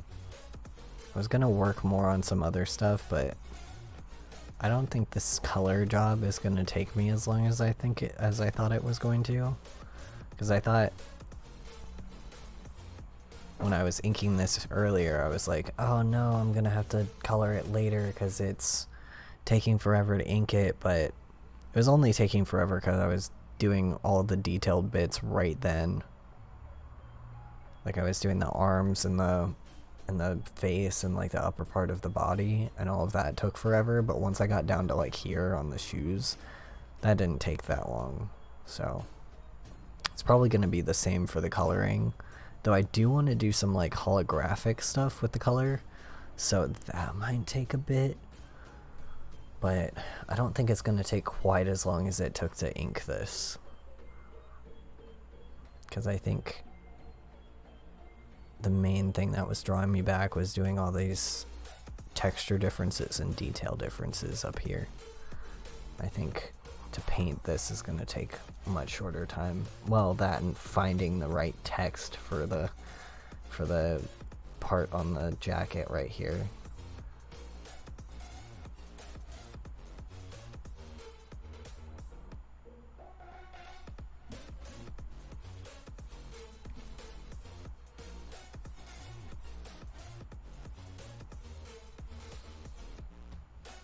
Alright. But yeah, there we go. Stick bug character is a stick bug. Good night, Grandma, go night night. Good night. I'm about to go night night. We are 2 minutes away from hitting 4 hours. Once we hit 4 hours, I log off. So I will be logging off here in 2 minutes. I'm gonna drink coffee for the last 2 minutes, and I'm gonna zoom out on this beautiful stick bug vampire that Facebook forced me to draw. We're gonna look at him, we're gonna love him, and I say him, but they told me that he doesn't have a gender, but I think that he uses he him pronouns even though he doesn't have a gender. That's the rule I'm going by. I'm gonna stick by it, although, you know, maybe it uses it pronouns. Let's go with it. I feel like it's a good pronoun for it. So yeah, we're gonna sit here and we're gonna stare longingly at it because it looks cute. And I'm gonna drink my coffee, and then I'm about to go night night. So, yeah, we're coming up on the end of 4 hours. If you were here hanging out in the chat, or you had a good time watching me draw this, thanks for coming. Thanks for being here. Thanks for having a good time with me. Ooh, that's good coffee. Very strong. Very good. I am here streaming like 3 times a week, Monday, Wednesday, and Friday. And on Friday is Fan Art Friday, Wednesday is character design time, but I kind of flipped that today. Like, I did character design on Monday because I thought that this was adorable. But yeah, Wednesday is character design, and Monday is comics and concept art. So I will see you in the next stream on Wednesday. If you liked what you saw, feel free to follow me on all of my social media, Instagram, Twitter, Twitch, all that stuff. You can find the links down below, and if you can't find a link, find me on Twitter. I am most easily contacted there. You can shoot me a DM, or you can find all of my links through Twitter. Other than that, I'm thinking about other news that I need to say. No, I think I'm good. We're really close to hitting affiliate on Twitch, which is shocking to me. I'm amazed. I'm like beside myself on that. I think that's amazing. So if you want to help me hit affiliate, tell your friends, reach out to people, tell them to watch the stream, and not just watch it. Specifically, hang out with me. Like, say stuff in the chat, chill, talk to me. Like, I promise I'm nice. I promise I don't bite. I know I look like a vampire, but I really do promise I don't bite. I can't bite through the screen, so you're safe. I will talk to literally anyone in the chat, and just, you know, tell me about your day. Like, I like to hang out with you guys. That's why I stream. That's why I'm here. I'm here so that we can all have a fun time watching someone do some art, and I can show you my frustration as I continue to do that art. So, other than that, yeah, I think I'll see you guys on Wednesday. I'm gonna finish my coffee and then go take a shower. But good night, everybody. I hope you had a good stream. Happy Monday.